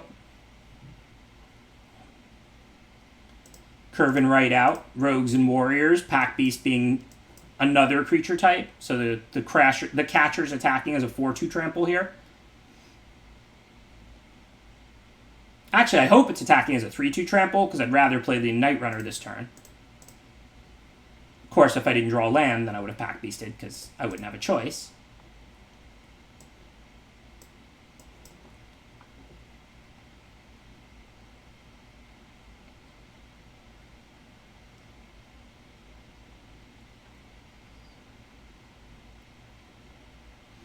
Okay, so I can sneak the runner through. I'll be able to play a land if I hit it, which is nice. I can't play any spells, though. So I don't know what I'm supposed to do here. I guess dropping Pack Beast doesn't do that much on this board, so it's worth trying to dig up a land, probably.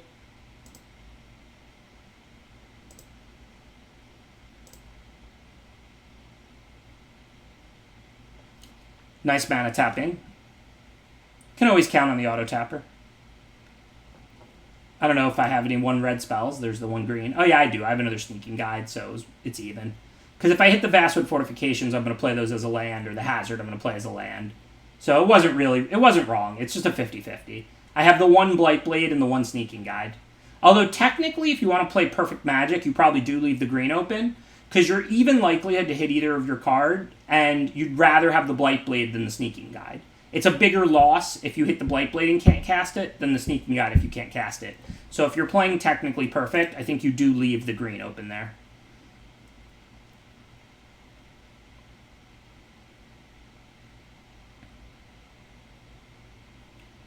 Again, I don't really see these 2-1s making much of a difference right now. I want to try and find lands. Now I'll leave the red open because I have a 1-mana red card and the Blightblade's gone. But hopefully we can dig up a land and then play it and then play Pack Beast and get going. Well, that's a tap land, but it's still a land.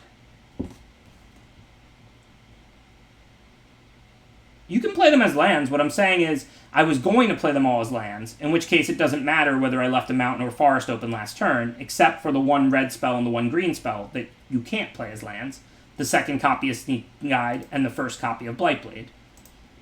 So it was even likelihood that I would hit a 1 red spell I wanted to cast or a 1 green spell I wanted to cast. Thanks, Kirkland.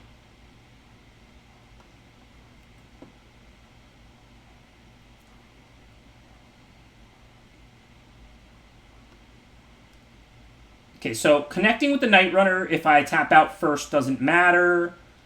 I probably need to kill their flyer. So I think I'm just going to have to chill. Even if they make 1/1s, I have a powerful hand. So I think this is just kill their flyer while they're tapped out and chill. Like, I have 5 spells in hand. I've got to try and send this game long, and I'm not winning this game before that 4/3 flyer kills me. Meanwhile, if they play Core Celebrant or something, so be it. They can make 1/1 tokens. I do not jam Citadel easy. I honestly have no idea. Okay, I don't mind that. That's a whole card out of their hand, so no complaints. Gonna take some damage, but I'm not gonna chump. I see no reason not to go to 5. Well, I guess Royal Eruption's a reason to stay above 5, because I'm not ending this game anytime soon, so maybe I chump. Seems pretty hard to chump here, though. Next turn is what? Scythe Cat and Pack Beast. Yeah, I have to just take this.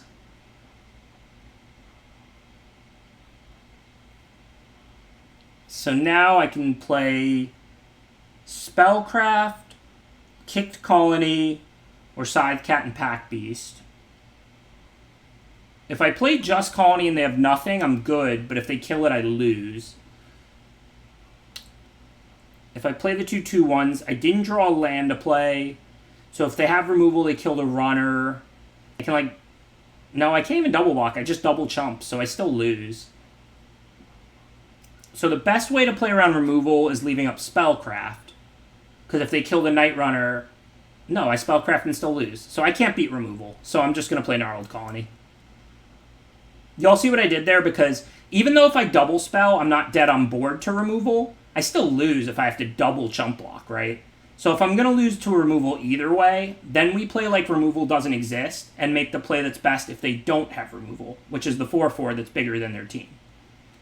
And if I play Scythe Cat and Pack Beast, they kill the Night Runner and attack with all 3. I'm at 5, so I have to block 2 of them. So I'm just double chump blocking. And then I'm going to 2 or 1 or whatever to 2 to 3, because I would chump the 2/3/3s, but they would have 3 creatures to my 0 after I double chump block. So since I can't win if they have removal, might as well play like they don't have removal and just put out the creature that's bigger than all their stuff. Because if they don't have anything, this alpha isn't bad for me. I eat a 3/3, 2/3, and 2/3 bounce, and I take 2. They probably have more warriors than wizards, so let's get rid of the wizard.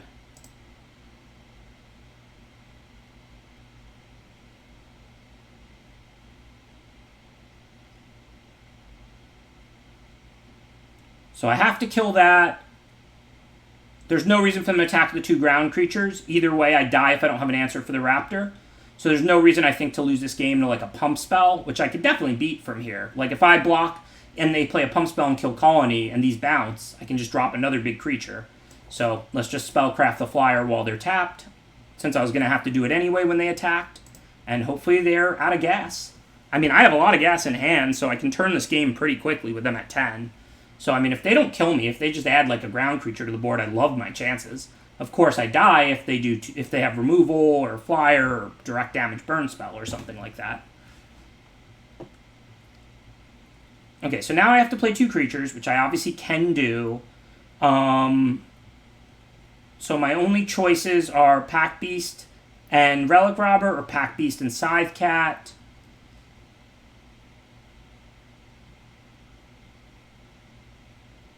I guess we want the Scythe Cat out more than the Relic Robber. I don't see the Relic Robber attacking anytime soon, and the Scythe Cat will grow if I draw lands, so let's go ahead and get that out.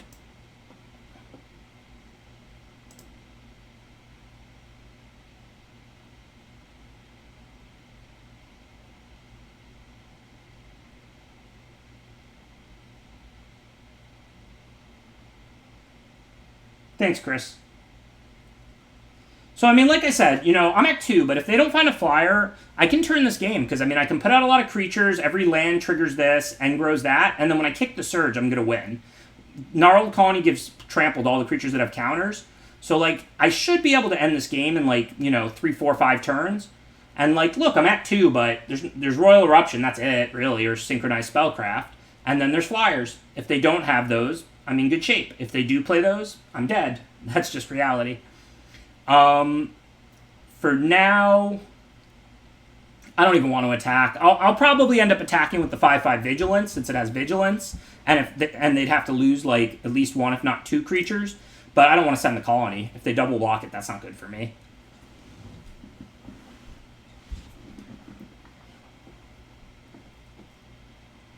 Okay, that doesn't matter. I mean, don't get me wrong, they're going to give it lifelink, they're going to get to make a 1/1 token, but I've got more creatures to drop, so it's not a huge deal.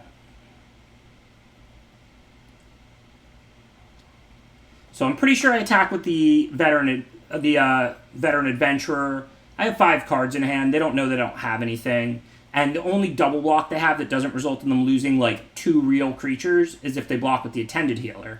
If they want to double block and kill it with 2 3/2s, I think that's fine for me. So I'm going to send just the 5/5 Vigilance. And then since I can only drop 1 creature, I guess we just drop the biggest one.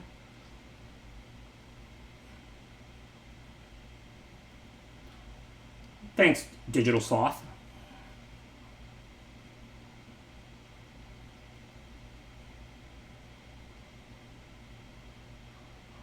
Okay, we finally drew a land, even though it doesn't look like a land. It's certainly going to get played as one. I'm pretty sure we're going to attack with Veteran Adventurer and Canopy Baloth. So I think I just drop the tap land and then do that. The only way they can double block the Adventurer and only lose 1 of their creatures is if the Attended Healer blocks, and that's fine. So, and I can't really send the 4/3 unless I give it +2/2, or it can just get blocked by a 3/2 Cleric. So I don't think I care that much. I don't want to play Exploration and then tap land, because unless I hit a 2-mana card, I can't cast it. I want to put another creature in play this turn. So I think it's just tap land, and then attack with the 2 creatures that can profitably attack.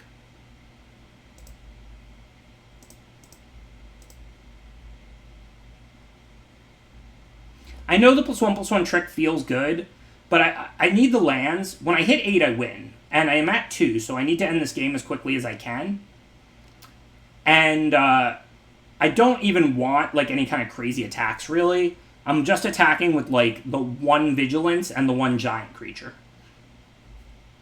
But I don't want to lose this game to a removal spell. Like, I can beat a Nahiri's Binding. All my stuff is good and big, like...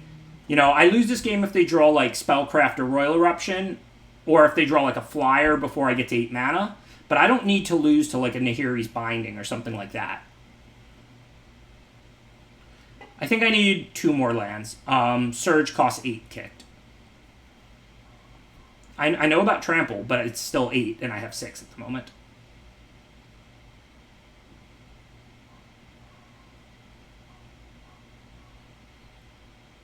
Post-combat, I'm just going to play the 4-3. I see no way that I'm going to play that with kicker. Like, next turn, if I draw land, I can play the exploration in the land and then Relic Robber or whatever I hit off it. If I don't get a land, I can still play exploration and robber. So, I'm not worried about kicking the rider for haste. I don't think that's coming up this game.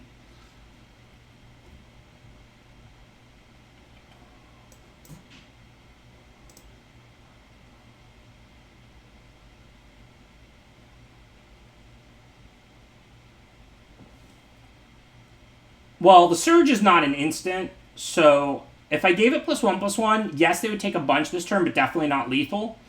And then if I Surged next turn, yeah, it would be a big trampler, but they'd get to block and give lifelink and stuff like that. It's not like it's an instant, you know? Okay, so now let's exploration, play the land, see what we hit. Unfortunately, we can't play another land. You can only play one land per turn. Wish I could just play this.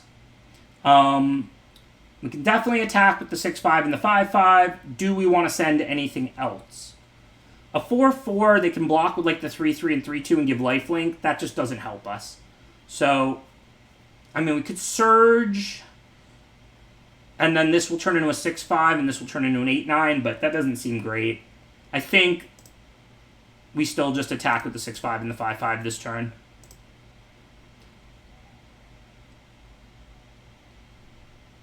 Next turn, if we draw a land, we kick Surge for the win. If we don't, we may have just an on-kick Surge anyway. We'll get 2 cards off the exploration, and then we'll pump the Baloth, we'll pump the Scythe Cat. So their board is collapsing here. So I think next turn, if we draw Surge, we win easy if we live. If we land for Surge. If we don't, we should still deal lethal next turn, I think. Alright, so let's see. 2 blocks there. Order doesn't really matter. Double block there. Order does matter. They're losing all their clerics, so I'm going to leave them the Attended Healer. It doesn't even give itself lifelink.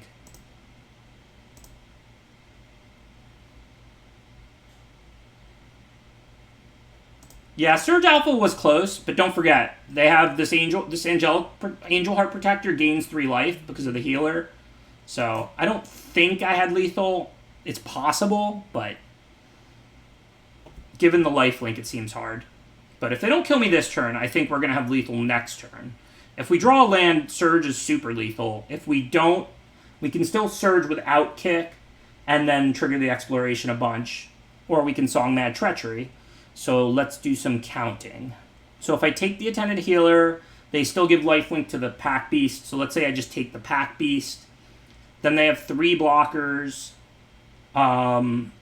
If they block a 4-3, and then this can absorb 3 on this, so they take like 1, and then they take 4 trample here, that's 5. And then a 1-1 blocks the 4-3, and then a 1-1 can block like a 2 power, and they take 7, 9, 11 exactly. So if they have nothing, we have exactly 11, I think. 2-3 on a 4-4 trample means they take 1. And then 4 is 5, and then they block the other 4 power. Yeah, so we have exactly 11 if I take Pack Beast and attack with everything and they have nothing. But if they have like a practice tactics I lose, that's just a ridiculous play. I have Surge for the win next turn if they don't top deck a removal spell. I'm not going to lose the game to a practice tactics. So, do I just chill or do I do any attacking? I think we just chill. I mean, I guess if they have tactics, I want them to use it on non-colony, so maybe I do an attack here. I guess Scythe Cat's going to be huge, but the only way they could kill it now involves losing a lot of good stuff if they don't have a trick. And we have plenty of blockers, so I think I can do that. Now I'll just send just the Scythe Cat. I mean, obviously they're not holding Spellcraft or Royal Eruption, and if they draw a flyer this turn, unless it has haste, it doesn't matter. So, I mean, they have to top deck, like, you know, Royal Eruption or Spellcraft specifically. They have to top deck something that does 2 to me. Even a flyer's, like, next turn they should be super dead. Well, they wouldn't gain life, because these cats aren't clerics, and I would have took the Pack Beast, and the attended healer doesn't give life link to itself. So that's why I had exactly lethal if I took the pack beast, because that takes them off lifelink. But it's exactly lethal. So I literally lose if they have +0/+1 to a creature, or practice tactics, or anything.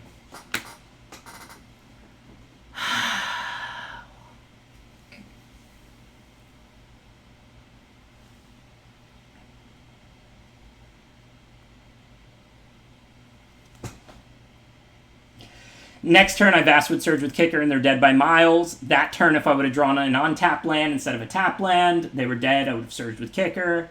Instead, they top deck Kazul's Fury to beat me.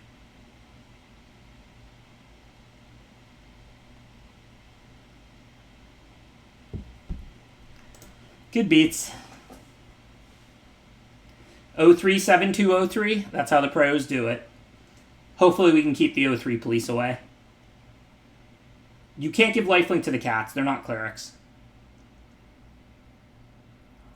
Nah, this is going to be my last draft today. But I'll be right back tomorrow, 3 p.m., 3 more drafts.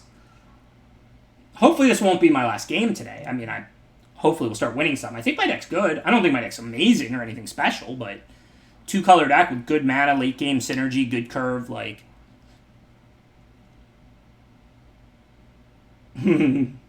I mean, I would make the same plays, like, in retrospect, if they were going to draw a card at random from their library. Obviously, if I knew they were going to draw top deck lethal, I would go for it. But even though I'm at 2, I mean, like, for all we know, they have no cards in their deck that lethal me. The scary thing was I didn't have any reach creatures or anything, so a flyer would always lethal me. But on that last turn, since it's a tap land, I know I have lethal the following turn. So if they draw a flyer, that doesn't work. So they had to literally top deck a burn spell, which, I mean, this isn't constructed. So, I didn't count. I don't think it was worth Vastwood, no kicker. I mean, there is a line, like somebody mentioned, where I put a +1/+1 counter on the Canopy Ballot to give it trample, and then Vastwood with kicker. It definitely, I mean, without kicker, it definitely wasn't lethal. Like, there's no way it just lethals them. But the Canopy Ballot would deal a lot, and then they'd have to, like, maybe chump it. So I could have maybe dealt a little more damage that way. But if they have, like, a Practice Tactics or a Nahiri's Binding or something, I'm blowing my Vastwood Surge then. The way I played it, I just win as soon as I hit 8 mana. 8 on-tap mana, not 7 on-tapped in a tap land. I'm pretty sure I played that game right, honestly.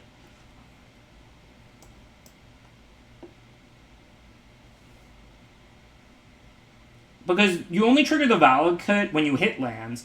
And, like, if I have to, like, make the Night Runner to attack and then trigger the Valakut by hitting a land, I could only cast 1 or 2 mana spells. Valakut is not, like, a good card when you're land light. Valakut is a good card, like, in a stalemate it wins the game. But when it's not... Valakut doesn't help you dig for lands, like, or anything, because you can't play a land... You have to play a land to trigger it, and then you can't play a land when you hit it. So, like... And listen, lands are dead draws in the late game. So when you play a land and hit a land off your Valakut, that's still like drawing a card in the late game, because that land would have been near useless for you anyway. And you clear it from the top of your deck and get to the next card. But Valakut is not a card you play like when you have no more lands in hand and you have like curve stuff to do. Like I'm gonna play it here, but it's primarily because I have a 1 mana card. So, and I have a land, so I'm going to play the Valakut, so next turn I can trigger it, cast anything that costs 4 or less, or a 3 or less, and the Blightblade. And I'm not going to play a 1 mana spell instead of a 3 mana spell here. But I would play, like, any 3-drop over Exploration here. How did I miss a damage? I don't think Valakut Exploration pumps Bugcatcher.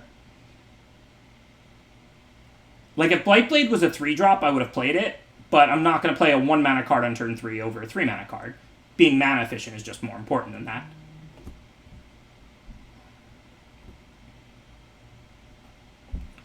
I don't think this deck needs more basics, but maybe.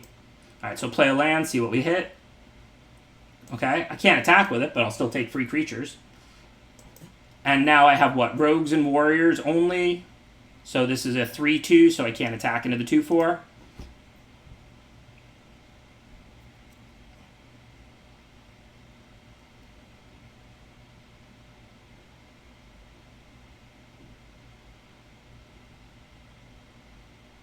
Night's been okay. I mean, 037202.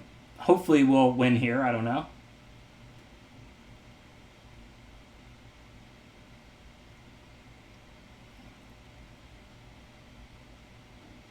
If I Vastwood Surge and I trigger the exploration and I hit lands, I can play them.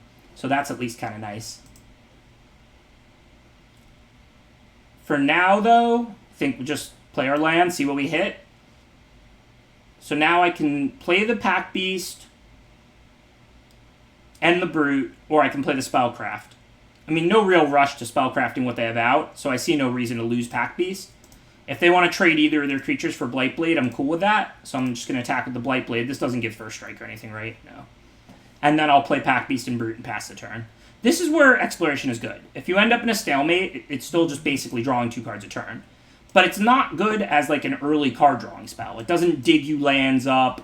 Sure, you can dig up an extra card on turn 4, but like you'd probably rather just cast your 4-drop. But it's good once you hit like a stalemated type game, then you're just drawing an extra card a lot of the times you hit a land. Virtually every time if lands are dead.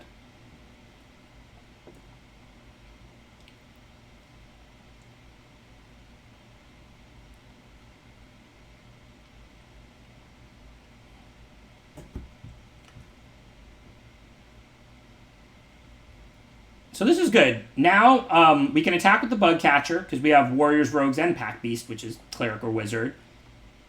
And if they don't have anything, just in case they have that pay 1 or the spell is countered, I'm going to play the land first. If they don't have anything, then they're just dead.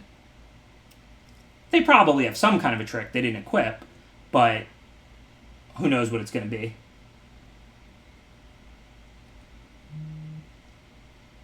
This is an easy attack with everything and find out, though. Like, if they kill a creature or they ambush, like, the Pack Beast with, like, the -2/-0 Rogue or something, like, who cares? Zolaport Duelist. I need to learn that thing's name, because I'm always thinking about it, and I never know its name. I just call it the -2 Rogue. So, yeah. The only creature they can ambush with that is Pack Beast, which, who cares?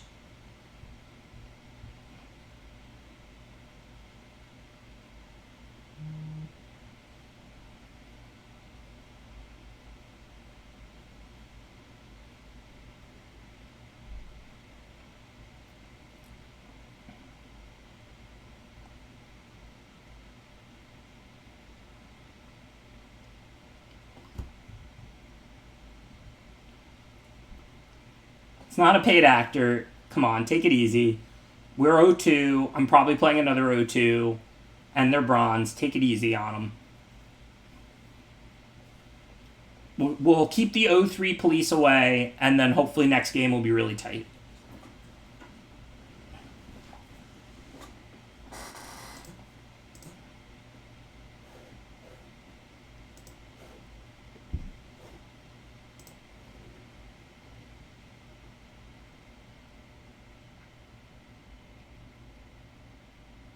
Alright, so let's see. They killed the Pack Beast, so now I actually don't have great attacks into the 4-4. I mean, I think I'm going to send everything. Because if they don't have anything, I'll gladly throw away one of my creatures for damage. And the Relic Robber, if that connects, they get a second one of these. So basically, if they block the Robber, they're taking 3-6 damage, and then they die during their upkeep. So they die if they don't have anything. And even if they have removal, sure, they're nowhere near dead, but they still go to 4 and then to 3, and they kill 2 creatures. It doesn't make much of a difference. So clearly, I think we attack with everything here. If they have nothing, we win. If they have a removal, they tick down to 3, and then they have Omnith, but they have to play multiple lands in a turn, right? I guess if they play a land a turn for a while, they can stay alive, but can't play lands forever, or all they're doing is gaining life. They're not casting spells, so...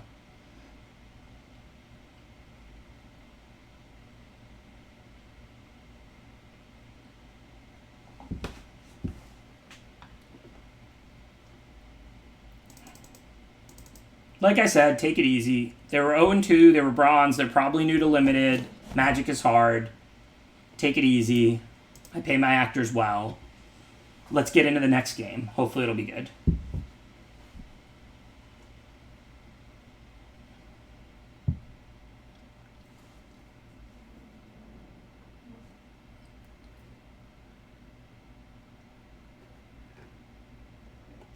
I pay them all, Torg.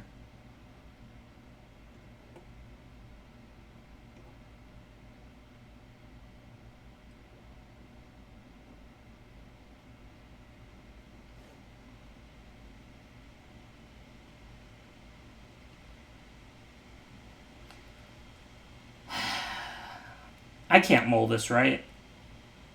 I'm on the draw. I've got a red 2-drop, an early red removal, and then my green cards are expensive and powerful. Easy keep. Daru knows what's up. Plus, I knew it was going to be there, so that makes it super easy. Keep and lose, my favorite strategy. See, here's the way I view it, right? There's two strategies. There's mull and lose, or there's keep and lose. And mulling is more work than keeping, so clearly keep and lose is correct to mull and lose, right?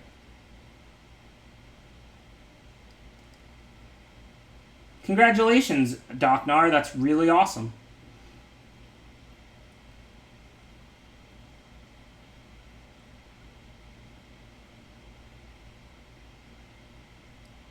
Then why would I have to pay you, Box Pun, if you're just going to do it for free? All right, let's see. No reason to surge. The only thing that would help me cast would be itself. If I attack, they could block with familiar. They might. We just got to chill. We don't need the actually, I probably should have played the hazard as a land because of surge. I mean, I don't need it as a land. Like, I already have 5 lands and 2 5-drops. But I guess we can wait a turn. This turn, if they play like a 1 toughness creature, I'd probably rather just kill it. If not, I can still play the hazard as a land.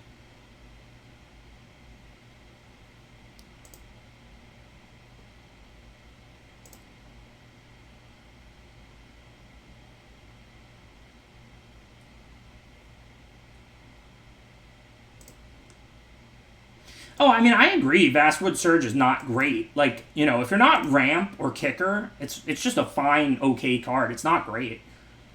I think it's worth playing. Remember, like, yeah, I came up a turn short on that Surge and all of that, but, like, it would have won me the game. And I wasn't in a position really to be able to grind out a win too easily because I was at 1 or 2 or whatever, so I could never send too many creatures or they would just kill me. I mean, I don't think Surge is amazing in decks like this. I think it's just playable. Now, if you're a blue-green kicker ramp deck that can really use its mana and play long games, then Surge is fantastic.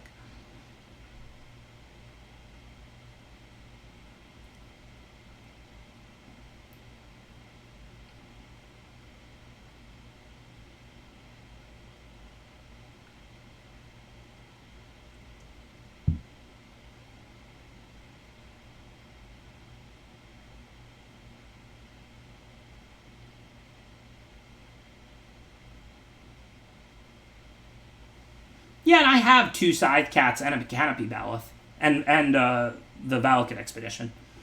Okay, looks pretty easy to just play Adventurer here, right? Do I attack?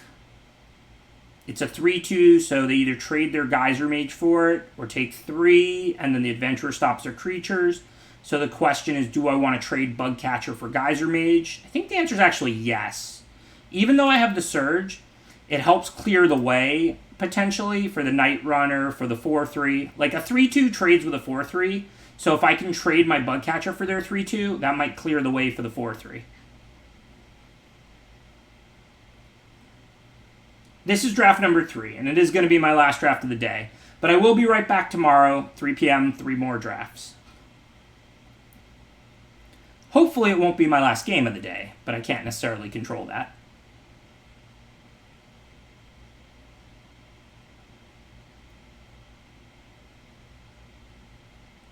Okay, still no 1 toughness creatures, and I want to make land drops, so I think now I'm going to play the hazard as a land, play the Sneaking Guide and the Scorch Rider, and then I guess I just attack. What do I need out for max pumps? I have only a warrior plus, you know, that's like a pack beast. So I guess rogue. Adding the warrior first doesn't pump the bug catcher, so there's no need to do that.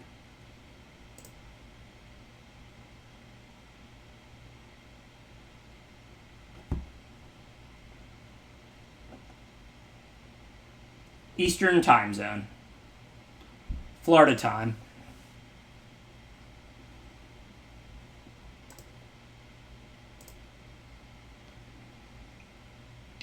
Yeah, they could definitely have Royal, but these decks aren't like aggro decks. If they want to Royal, like, you know, the 4/3 and hit me, like, good beats. I'll go down to 8. Like, I won't be ecstatic about it, but, I mean, I'm making a land drop with the hazard this turn. I'll have more lands to work with next turn and just replay my stuff.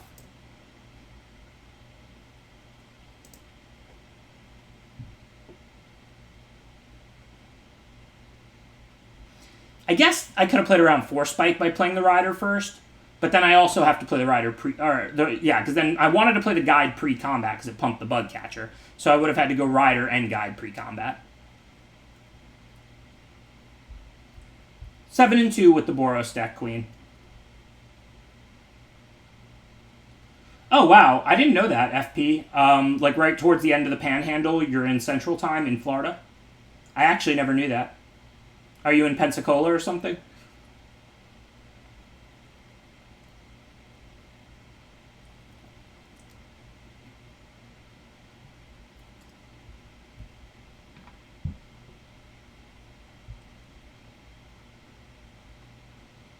Yeah, that's cool. I mean, I've driven through it for Magic tournaments and stuff, but I never knew it was Central Time. They've had tournaments in Tallahassee, but I've never been to a tournament in Pensacola. Okay, so we can play the Night Runner and start getting it through with the Guide, or we can have Spellcraft up. I guess the 2/3 blocker is a fine blocker. Like, if they do kill the Scorch Rider, we can always... well, Atlanta's not, right? Atlanta's relatively west in Georgia, and it's in the Eastern time zone, I think. But yeah, so I think Night Runner here is fine. If they draw removal for Scorch Rider, 2/3 can just bounce with the 2/4. We're not taking too much. If not, we can start trying to dig up lands to get up to 8, because, you know, that's all our deck does.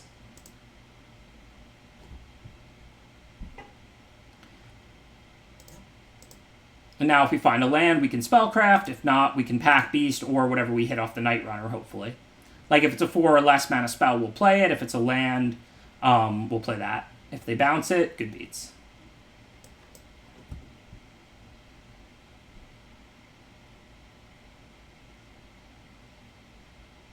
What is my hottest take about this format? I don't know if I have a super hot take about this format, to be honest. Like, I think Roost is totally broken, just like everybody. I think the land spell modals are great. I mean, I think most people love the blue-green kicker deck and the black-white cleric deck, which I think are the two best decks. I don't know if I even have a hot take in this format, honestly. Okay, so I don't care about losing any of the creatures I have in play. There's nothing that, like, pumps their team, right? Like, they could give -2/-0 to all my creatures, but then the 2/4 wouldn't eat the 4/3. So if I just block like this, they can like pump one of the creatures. I don't know.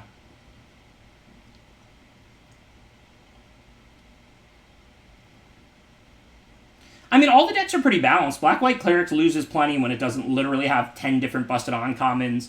Blue-Green Kicker is slow. It's really powerful and it has some access to life gain, but it is slow. I think the format's really healthy. I'm not saying, like, you know... every game is the best, but I feel like it's pretty balanced and pretty healthy. Somehow I'm getting beat down now.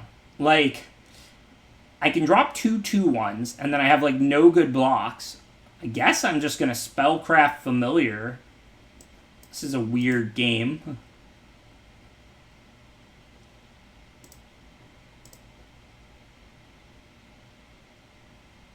I don't think that's a hot take, Chemo. Gyre Engineer would be great in every format.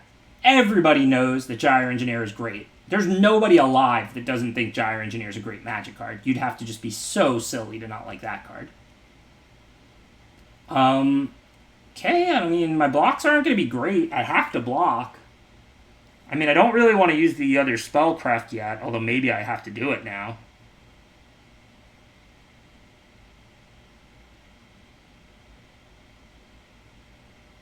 I don't know, block and Spellcraft the Nectar Pot, I'd still lose the creature, it's whatever. Figured I could just more ignore the Nectar Pot. I don't really care about its life gain ability. I mean, it's +1/+1 bigger than the Familiar, but...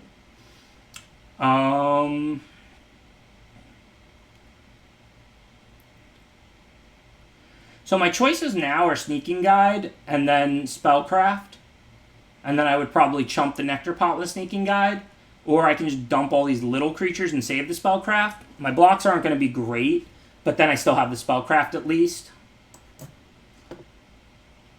Because they could play like a flyer. I don't really want to lose this game to a random flyer.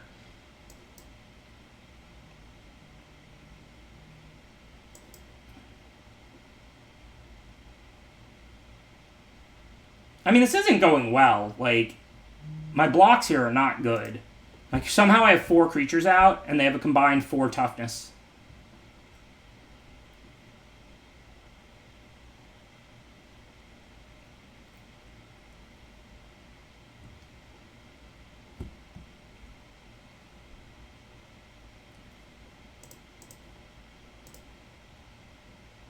Just going to chump with a guide. I mean, I don't need 2 guides out. Next turn, I can at least have Spellcraft up or something.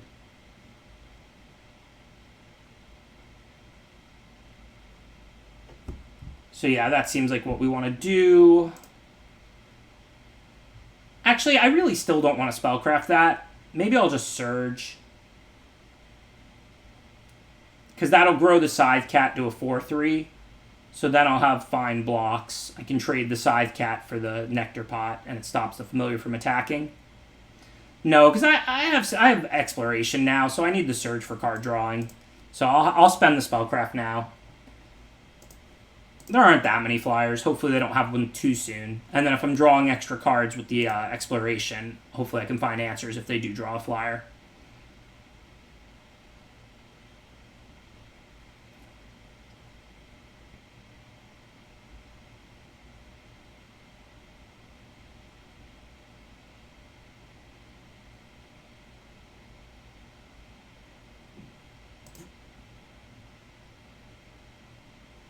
So now I'm going to block with the guide, and then I'll finish it with Spellcraft.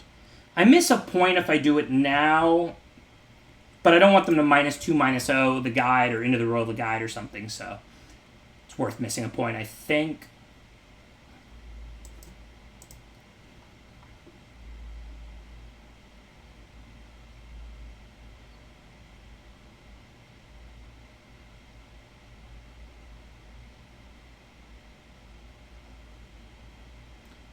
Surge Valakut isn't great, but like if the Valakut's already out, I can Surge, hit a bunch of cards, I can play land because I haven't put a land yet for the turn, I can play spells. I would say it's not great, not horrible.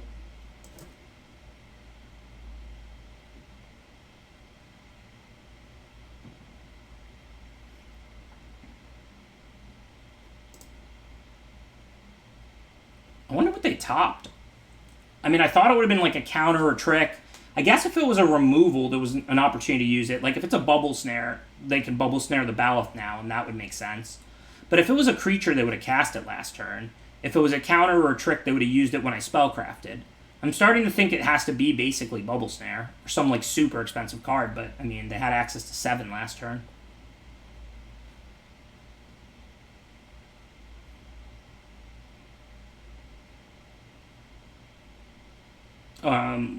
Okay, so it had to be one of those creatures, but why didn't they cast them? That's kind of weird.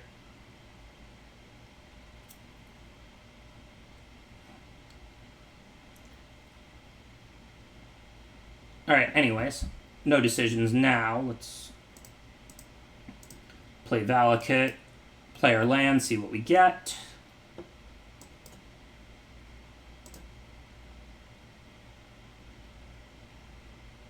Well, oh, so you're saying if they had played, like, the Diviner, I would have Spellcrafted it instead of the 3/5, so that would be why they held it. Yeah, you're right, actually, Pudgy Ninja.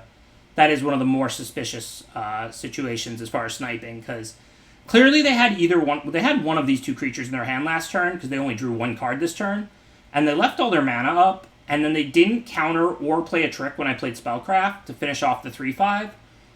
So that doesn't really make sense. Like, if they didn't have a counter or a trick, why wouldn't they have just played one of these creatures last turn, whichever was in their hand? Yeah, I actually think they might have been sniping this time. And 9 times out of 10, I'm like, they probably weren't sniping. But if they had a counter or a trick, there's no way they don't use it on Spellcraft. And so why wouldn't they have played whichever one of these 2 creatures was in their hand last turn? It really doesn't make sense. So yeah, they may have been sniping. I could see it. Okay, either way, for now, we're not going to Surge this turn. We at least, if we do it next turn, we see a bunch of cards. Maybe we find an out to the flyer. Maybe we don't.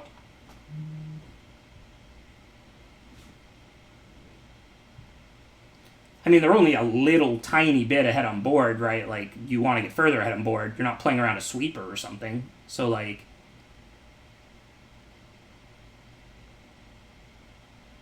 But I'm probably going to lose to the Flyers. I don't think I have that many outs. See what I hit. I get to see a bunch of cards because I can search for 2 lands, but I don't think I have any outs. Now they put a second one.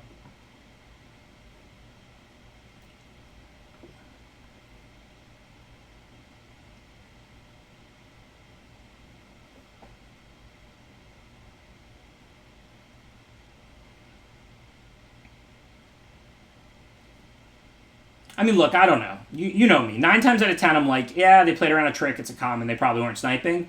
It really doesn't make any sense to not add creatures to the board unless you had something better to do with your mana. So that's why it's like fairly suspect in this situation. But again, whatever. It is what it is. So that was exploration. So I can still play a land. I have to just be dead, right? I can't even if I top decked one of my few outs, which I think I have a couple, but not many, I still wouldn't be able to stop both Flyers. I only maybe could stop one Flyer. So I think I'm pretty much just dead.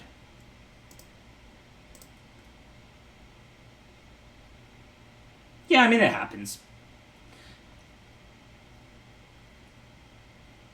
A nice consistent day of drafts. 1-3, 0-3, 7-2. Nah, no more today, like I said. But tomorrow I will be right back on. You will see me tomorrow, barring unforeseen circumstances. So while I always appreciate the support, yeah, they did have the Calendly ambush, so that does make it make a little more sense. That takes it down a little bit.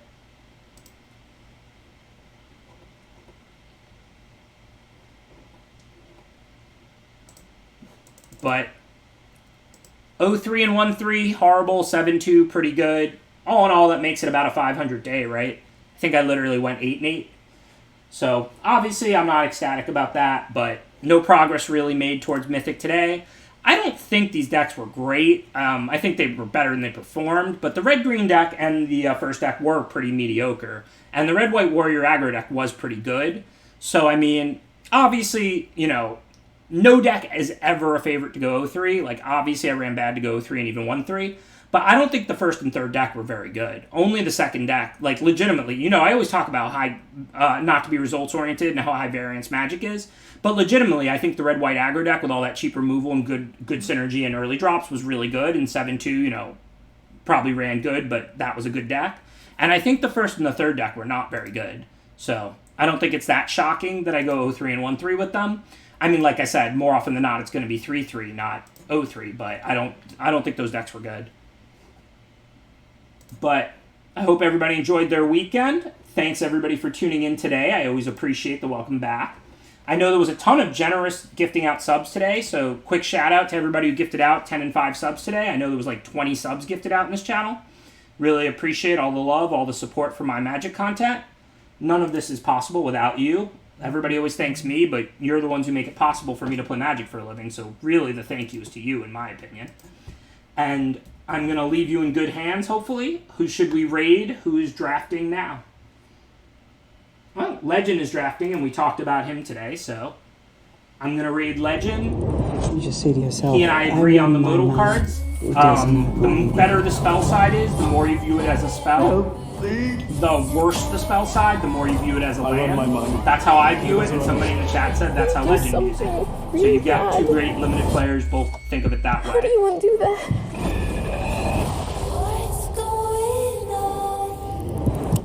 Do you ever have stream who lasts like half as long as other streams? Yeah, it varies. Sometimes my streams are 7 hours, sometimes they're 4 hours. I don't really mind.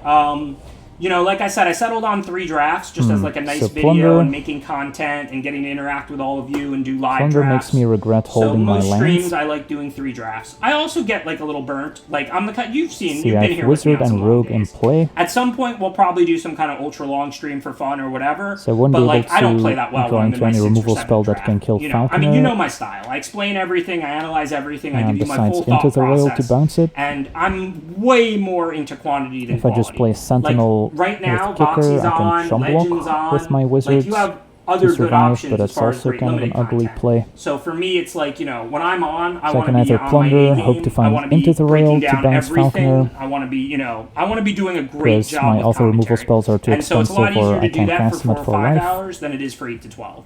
Obviously, I could like flip on the stream, not say a word, and just play Or I can Magic just or play whatever. Kick Sentinel, But Chum again, Block, then you're and then better off next going turn. somewhere else, in my opinion.